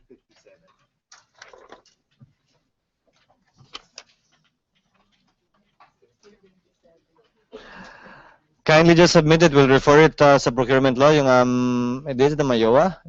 Sa multi-year allotment nyo? No. This bill seeks to exempt the procurement of modern defense equipment from the requirement of public bidding under R.A. 9184. May we just manifest, Your Honor, that this provision was actually already included in the former in the recently passed AFP Modernization Law passed It's in already 2012. However, it was passed separately in both houses. However, it was deleted during the bicameral. So we support the bill as submitted by Senator Trillanes. This is not a new concept, and we believe that, and we will submit further our position on this. Duly noted. Yusek, actually, we intend to refer this to TWG because there are some groups as well expressing reservations with respect to this. I guess that was the reason why it was deleted during the bicameral conference committee. We understand. Point well taken, Yusek. Thank you very much, and thank you for joining us this morning. Senate Bill number 467, GSIS. Ma'am, actually, I have very few questions. Magkano ang government counterpart? Good morning, Your Honor. Good morning, Government ma'am. counterpart is 12% of the basic salary, basic pay of a member. And personal share is Amount. 9%. 42,000 barangays, approximately 8 councilors, 1 barangay captain, 1 treasurer, 1 secretary, and on average, 10 barangay tanods. Actually, sir, 1 health worker, yes. 1 daycare worker. So approximately how much will it entail? Do you have a computation? Sir, unfortunately, we don't have a computation. What we tried to do is to try and project, assuming they would become compulsory members of GSIS. It's quite conservative. Our projection, by adding just 4 barangay tanods, 4 barangay health workers per barangay, that would mean an additional 336,000 members. Right now, GSIS has 1.4 million That's about existing 1/5 members. of your membership. Already, sir. Medyo conservative pa po yung aming estimate. We really have no objection to including barangay officials, elective and appointed barangay officials as members. Our only concern is really to clarify the source of funding, because we've learned Of from the government share. Yes, Your Honor. But how will I find that out, ma'am, if I don't know how much? That's why I was asking earlier, how much? If you will provide compulsory membership, give me your assumptions. How much will it take to provide the government counterpart? We will submit that, Your Honor. We'll ask... When, ma'am? Because I understand iba-iba yung natatanggap na honorarium ng kada barangay official. How will you get that data? Yun po yung magiging problem namin. Kasi it's based on honorarium, and depending on the class of the LGU, it would differ. Attorney Orden, do you have that data? Difficult to project. Good afternoon, Your Honor. I do not have that data because that data is supposed to be given by our National Barangay Operations Office Director, Leocadio Trovella. No, but do you have it? Is it regularly submitted to you? If I ask you in the next hearing, or if I ask you to submit, will you be able to provide it? I think Director Trovella will be able to provide it, Your Honor. I am from the legal service only, Your Honor. Sir, kindly inform your principal. We don't object to any representative being sent here for as long as you can answer any questions we pose to you. I mean, They can send an ordinary clerk for all I care, for as long as they can answer. Yes, sir. And the agenda was given. Kindly submit that to us. Ask whoever director that is to kindly submit that to us, please. Yes, Your Honor. Attorney Then. Next question, ma'am. 15-year membership before they enjoy benefits. May 3 consecutive term limit ang barangay officials. How do you reconcile that? Your Honor, 15 years cumulative, it doesn't have to be unbroken. They can be re-elected for So, maximum takbo ng 3 tatlong terms. beses, manalo, 9 years, pahinga, takbo uli, Yes, Your 12 Honor. years, ganun? Yes, that's possible, Your Honor. It's Can cumulative. they be a voluntary member? Parang SSS? No, Your Honor. Our law specifically provides that we will only cover, well, government employees, and that means there is that nexus with the government. So they if have we to be do employed. this, yung mga matatandang barangay officials, let's say in their 70s or 80s, wala? I mean, even if they contribute, we make it compulsory, yeah? So binabawasan sila, kinakaltasan sila. They cannot enjoy any benefit anymore. They can enjoy, well, other benefits, but not the pension, because you need 15 years to enjoy. What other the benefits can they pension. enjoy, ma'am? Other benefits would be, well, they can avail of loans. Ilang years ang contribution bago makabaro? Hindi po siya fixed. Ma'am, 1-year member, pwede na ako mangutang? Depending on the type of loan. For example, if it's an emergency loan, well, by its nature, How the much? years, emergency loan, 20,000. So kahit na 1-month member pala ako, pwede ako mangutang ng 20,000 sa inyo? You have to confirm that. Ma'am?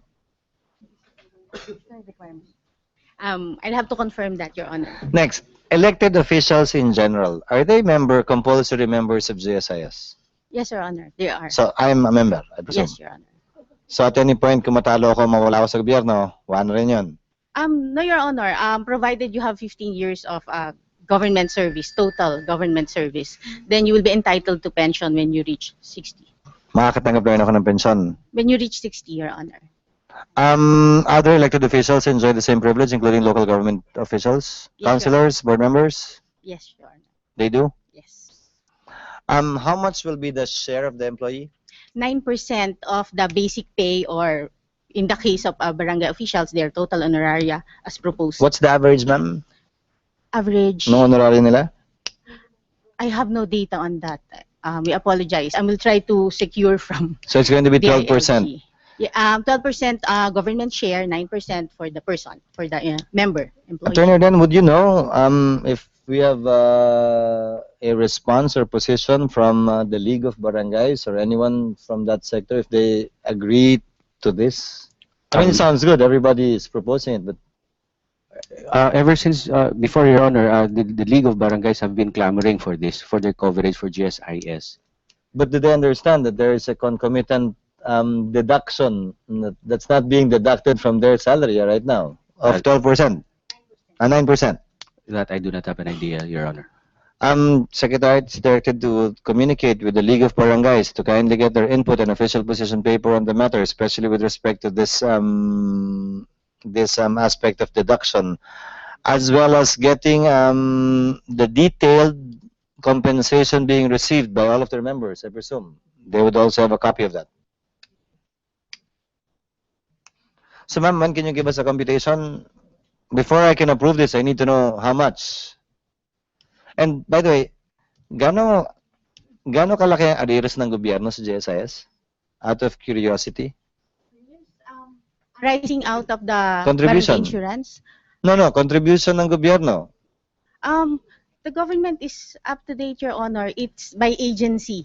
DepEd would have arrears, but most government agencies are already updated in the payment of their premiums. What about local government units? We are already at the high 90s when it comes to premium for national government agencies. For LGUs, it's a little lower.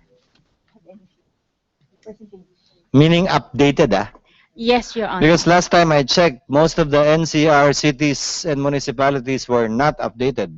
This was when I was still a congressman. Sir, please, are you speaking? May we get your name, sir? Attorney Lucio Yu Jr. from Yes, sir. Election efficiency. LGUs, LGUs. premiums. Sir, Sir, sorry that I don't have the collection efficiency, but I have the deficiency of the barangay fund in our books. deficiency, what do you mean by deficiency? Premium receivable from Barangays? the DBM for because remember there is a barangay fund for this purpose. A barangay fund for what purpose, sir? Your Honor, it's Republic Act 6942, passed April 4, 1990. It's an act increasing the insurance benefits of local government officials and providing funds therefore. So there used to, well, they weren't made members of GSIS, but insurance was given to them. At that time, GSIS administered this fund separately from the Social Insurance Fund. It was only in 2001 when we stopped paying the benefits because it was already in debt to other funds managed by GSIS. The reason was, well, there was no remittance of premiums coming from the national government. Coming from the national government. Yes, Your Honor. Magkano utang sa inyo? Total, As of December 31, 2013, premium receivables from DBM is principal amount lang 281,250,000 pesos. 281 million lang? Ang utang nila? Premium receivable excluding interest, Your Honor. Interest is about 695 million. Sumano mo ka ni Janet, oh. Huwag mo titigan ng ganyan yan, mga lessor namin yung mga yan. Nangungupahan lang kami sa kanila. Aside from that, Your Honor, meron na hong na-advance yung GSIS, yung OLIF pa namin, tsaka GIFO. But I'd like to know also kung gaano ang arrears ng LGUs. Kindly just submit that to us insofar as their premium contributions are concerned. And Yusek Moya, Asik Janet, do you have a computation how much the government share will be, approximately? Sir, we have an indicative, that's why we have some reservation. We have some indicative facts. Can you give me an idea? Sir, the current funds across barangays are not sufficient to pay for the government premium. No, they won't pay. You will pay most likely. But the source of fund only comes from the ERA, and the ERA is already not sufficient to pay for the honorariums of existing. Can you give me rough figures? We can Yes, sir. estimate, sir, and submit. So, galing sa pondo ng barangay yung honorarium nila, galing sa pondo ng barangay their kaltas na 9%, at galing pa rin sa pondo nila yung government share of 12%. So kung magkano man yung current sweldo nila, kailangan mong dagdagan ng 12%. Tama? So kung magkano man yung per PS ng mga barangays, add 12% to that. Tama? But they might exceed the 55% limit. Yes, Mr. Chair. Actually, that's one of our concerns because of the 55% PS limitation. As of now, most of the provincial barangays can only cover a small portion of the maximum honoraria they're getting. Like now, we have for the Punong Barangay SG14, even if it's about like 16,000, some of them can only give 2,000, 3,000 because of the meager barangay funds, which rely solely on the ERA. So that's our problem, sir. And in the bill, it's also said or indicated that the basis of the premium payment is the honoraria plus allowances and other emoluments. So Eh, di tataas pa yan.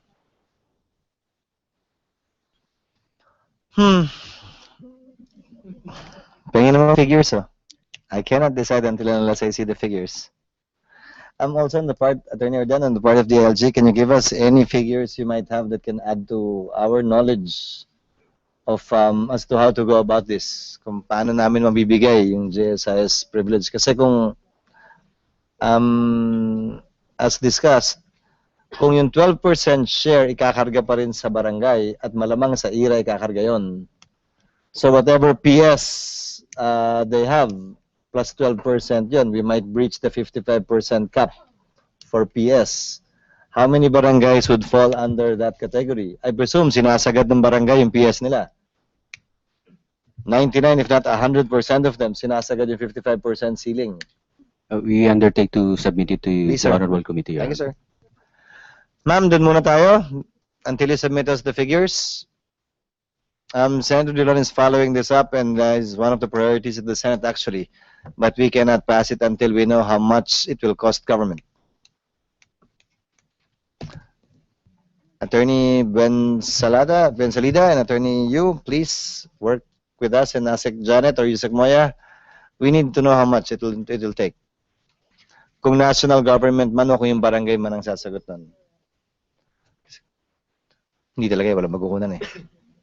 Yung insurance, magkano yung premium na binabayar ng gobyerno per year? Kaya sila nagkautang sa inyo?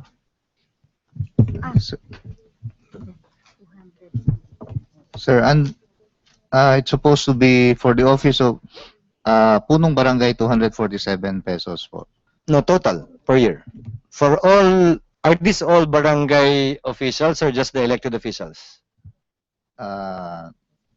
Yung RA na binanggit nyo po kanina. Punong Barangay and other members of the barangay in Sangguniang. So that's all. No, members of the Sangguniang. So the secretary perhaps, not the treasurer even, included? Your Honor, yes, included. Eh, yung tanod? Wala po. Barangay secretary, barangay treasurer, and chairman of the What's the Bataan benefit? Barangay. What's the insurance coverage? Death and burial benefits. So How much? Punong Barangay 20,000. Other members of barangay and Sangguniang 10,000.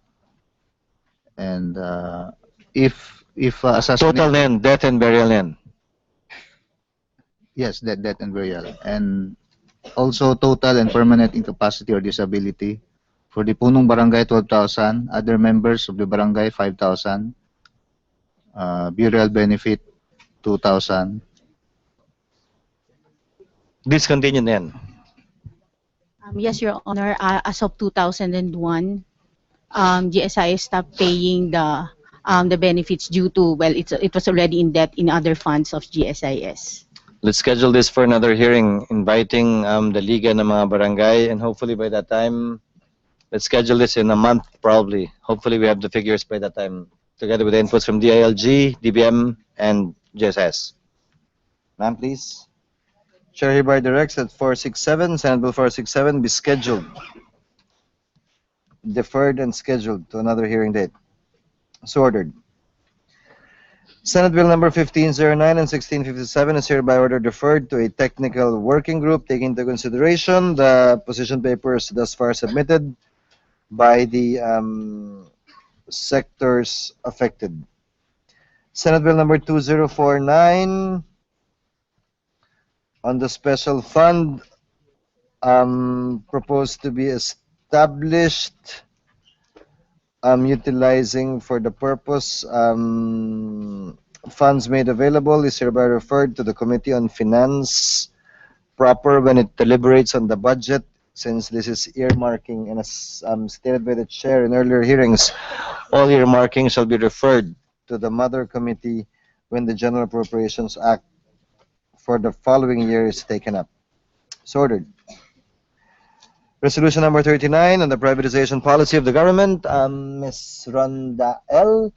Ma'am, can you submit us a list? I think you have already, of all the privatization efforts being undertaken by government. Yes, sir, we will submit it. But I think what you have with you is the 2012 list. We will submit the 2013. Ma'am, kasama ba dyan yung mga PPP? Kasama ba ang under ba sa PMO yan? Hindi. No. It's PPP is under the... But it's under the Privatization Council. So it's not under PMO? Not under PMO. It's okay. So it's not under PMO? The No. PPP is under what agency? Department of Finance, right? NEDA, sir. Your Honor. Under NEDA, chaired by the President. NEDA board is chaired by the President, Your Honor. So hiwalay pa yun?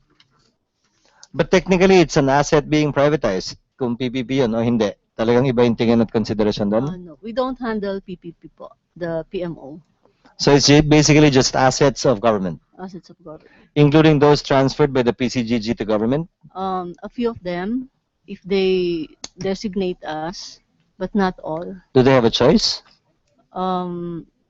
as a matter of practice, They that's do? what they do. As a matter of policy, should they have a choice? I'm not aware. Isaac, kindly guide us. Sir, as a They matter actually of, have a choice. Kaya tayo may PMO, di ba? This is formerly the APT, di ba? yes, Hmm. yes, Your Honor, and the Board of Liquidators was also merged with the PMO. They still headed by Karen. No, sir, she has, no, Your Honor, she has left. Aman si Karen, government sino service. nang head natin yan? We currently have a officer in charge, Attorney Koo. She's not present today. She's on leave. I apologize for It's her okay. absence. Just kindly give us a list so we can comply with the mandates of the resolution filed by Senator Recto, as well as the projected revenue flow and the current status of privatization, because I understand some of these assets are under litigation. Yes, sir. Many of the assets are under litigation, and many of the assets have transferred values, which we still have yet to confirm. The transferred asset value is actually the obligations that were satisfied by transferring these assets into the name of DBP or PNB or Land Bank, and were eventually assigned to the PMO. We actually have a short presentation. Kindly just submit it to us, Okay, sir. we'll submit it to you. Kindly submit it to us, sir, as well as the update. So, namely, the list of properties under the PMO. Yes, we Number have that, two, Your the Honor. current status under litigation, etc., etc. Number three, the latest value, not necessarily current, latest value that you might have on record Yes, we of do, the Your asset, Honor. We do, even Your if it's Honor. not updated, and your projected revenue flow emanating from privatization for the succeeding years. Yes, Your Honor. If I may, we have a budget of about, or a target from DBM of about 500 million per year.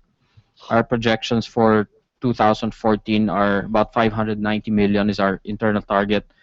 In 2015, we hope to raise 685, and in 2016, 540. So it'll be part of our package. That Kindly submit that to us, sir. So we can comply with the mandate of Senator Recto's resolution. So sino nang head niyan? Sorry? OIC pa lang? OIC pa lang po. Siya na ba o hindi pa siya? Hindi pa po na decisionan kung siya na po. The person came from what? Taga PMO din po. She was prior to this deputy privatization officer. And Karen transferred where, or did she leave government? She left government. I think she's with Macquarie. Talaga? Sayang. Thank you. Thank you, Yusek Rebrante. Kindly submit that to us so that we can comply. After the submission by the Department of Finance and PMO, Secretary is hereby directed to prepare the corresponding report in compliance with the resolution of Senator Recto. Senate Resolution number 239 on the Corregidor Foundation. Sir, I read the COA report. Do we still have a COA representative here? Yes, sir. Ma'am, join us, ma'am. One issue before anything else. Are you a GOCC or not? Good afternoon, Your Honor. As far as we are concerned, we are not a GOCC. You are not? Yes. I saw your position paper. You've been arguing with GCG. Yes, Your Honor. The position of GCG is that you are. So what's the final settlement with respect to that? Your Honor, there is now a pending petition with the Supreme Court by former employees of PTA or CHESA right now to rule whether Corridor Foundation is a GOCC or a private foundation based on our papers. So there is a petition squarely on that issue? Yes, Your Honor. How long has that been pending, sir? It was only submitted or petitioned last week. Have you, for 2014, are you receiving any government funds? Your Honor, since 2007, we made Corridor Foundation self-sustaining. That means what we earn is what we spend. I understand that, sir, but you have exclusive rights to use and lease out property owned by government. Yes, and yes, Your Honor, under our charter or SEC bylaws and other mandate, we have the mission to receive grants or to lease facilities, and all of the fruits of this lease or earnings shall be used for the development and maintenance of the island.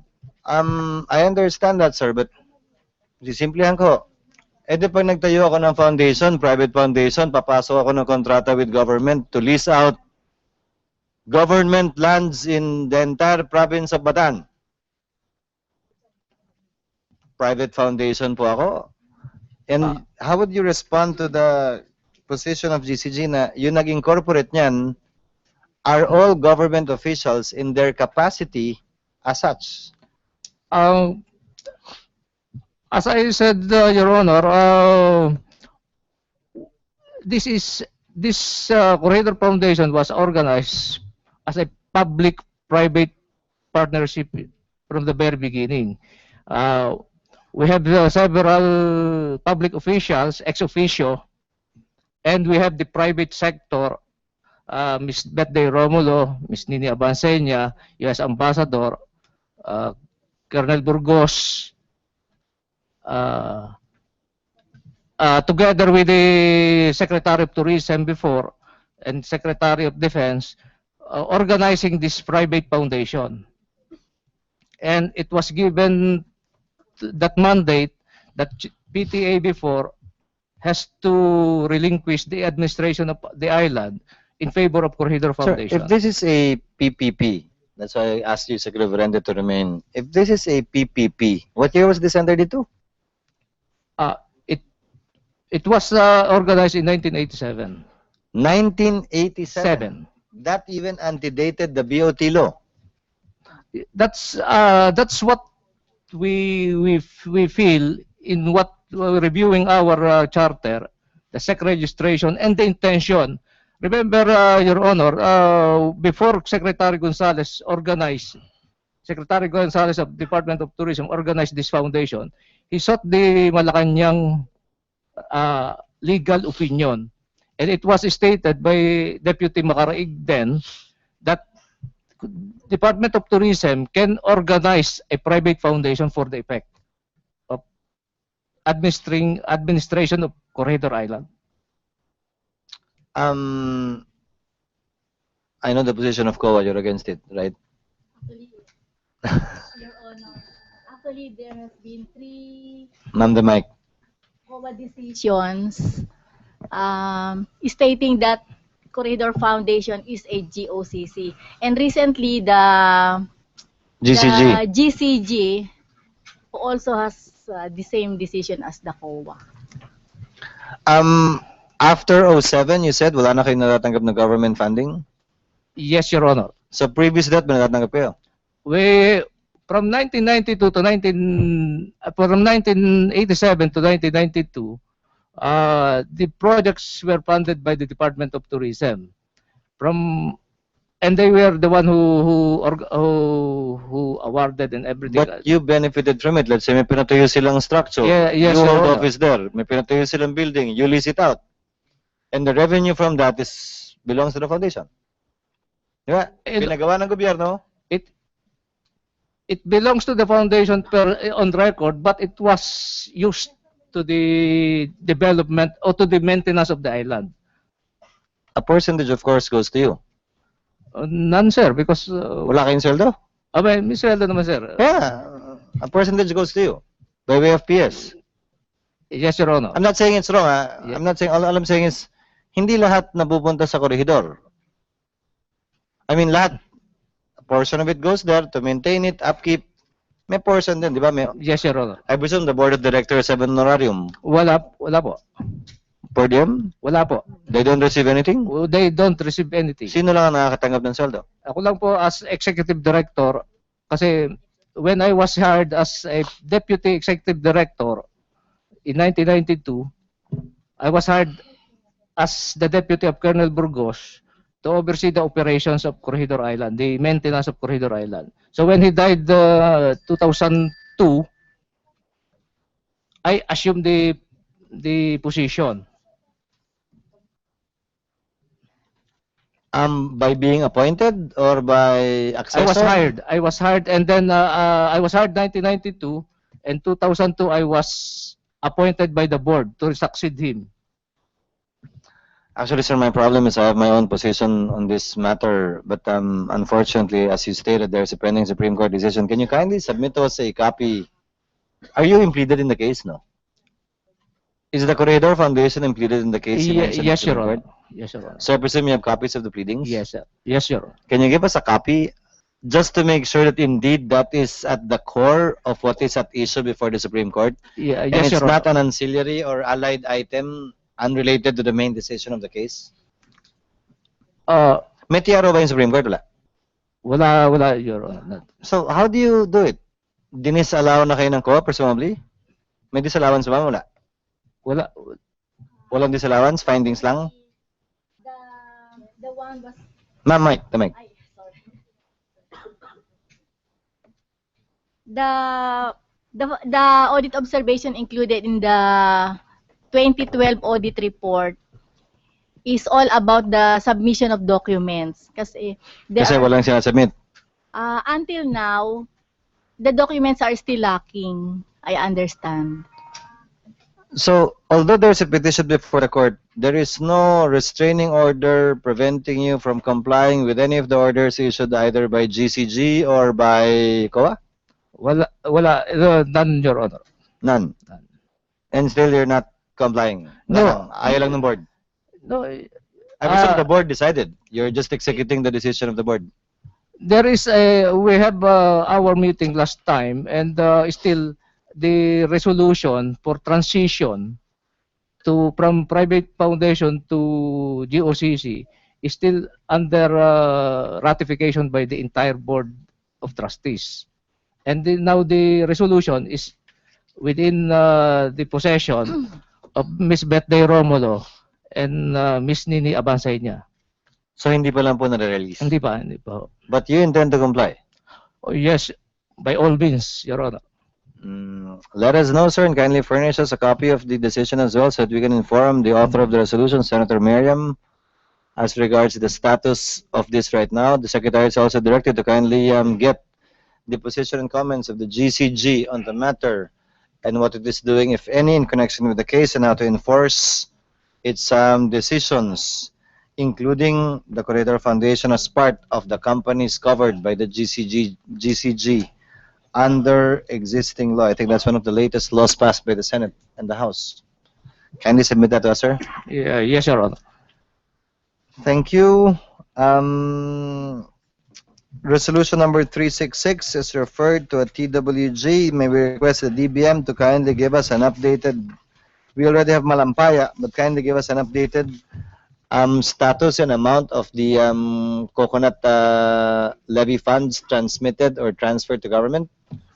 Offhand, ma'am, ang nabasa ko lang sa dyaryo, 70 plus billion transferred or turned over by Ambassador Coangco as proceeds from the sale of the San Miguel shares. Tama ba yan?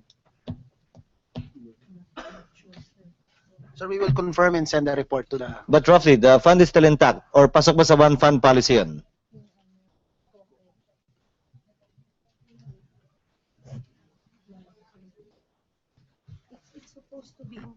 It's supposed to be intact, right? Chair, yes. Okay. Thank you. Just submit us a report on that. How intact the funds really are and how much exactly they are. As well as the current balances of Malampaya. Baka na yung latest data namin na nabawasan niya na uli. Para malaman namin kung magkano. Again, this would constitute earmarking. Technically, the chair is well, has reservations about it and would rather let it go through the appropriations process in Congress. But nevertheless, kindly inform us. Thank you, ma'am. On the finally, on resolution number 494, Yusek Lutilia, thank you for waiting, and Fred, thank you for your patience. Sir, we received a copy of all the projects being undertaken by DOTC. Thank you for that. Can you just give us a more detailed status of each and every project? I believe you have submitted some to the committee headed by Senator Revilla, the Committee on Public Services, but you included in the list other projects that were not taken up by Senator Revilla. Can you give us an updated status of each one? Yes, Your Honor. We will comply with your directive. Likewise, we will be sending, for lack of a better analogy, by way of written interrogatories, some questions to save on time, so that you can answer specifically and in writing some of the queries that the committee has, so that we won't have to drag you all the way here each time we will have an inquiry or a hearing, unless we need specifically to hear from a particular agency of yours, more particularly from the land transportation offices. There are concerns with most, if not some, of the projects of the LTO coming from various sectors and some NGOs as well. Para kami papatawag kami specifically sila na lang, as long as we get an update of the status of the other projects. Thank you, Your Honor. We will comply, Your Honor. Thank you, sir. And when can we have that, if possible? Can you know? Your Honor, may we have 7 calendar days, Your Honor. Thank you, sir. We will be expecting that. Secretary is hereby directed to reset resolution number 494 after the submission of documents by the DOTC, and to schedule the same more specifically insofar as the LTO is concerned, given the concerns raised by some groups, and we acknowledge receipt of the position paper submitted by the anti-Chapo movement with respect to some concerns on the projects of LTO. So ordered.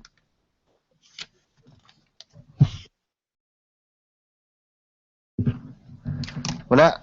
Late lunch. Sorry, sabi ko sa'yo hindi kayo abot. Salamat po sa pagdalo. Yusek Budila, again, thank you for your patience and kindly submit that to us, sir. Para hindi na namin kayo hilahin dito palagi. Thank you very much. Madalas kayo magpunta rito kaysa sa trabaho nyo.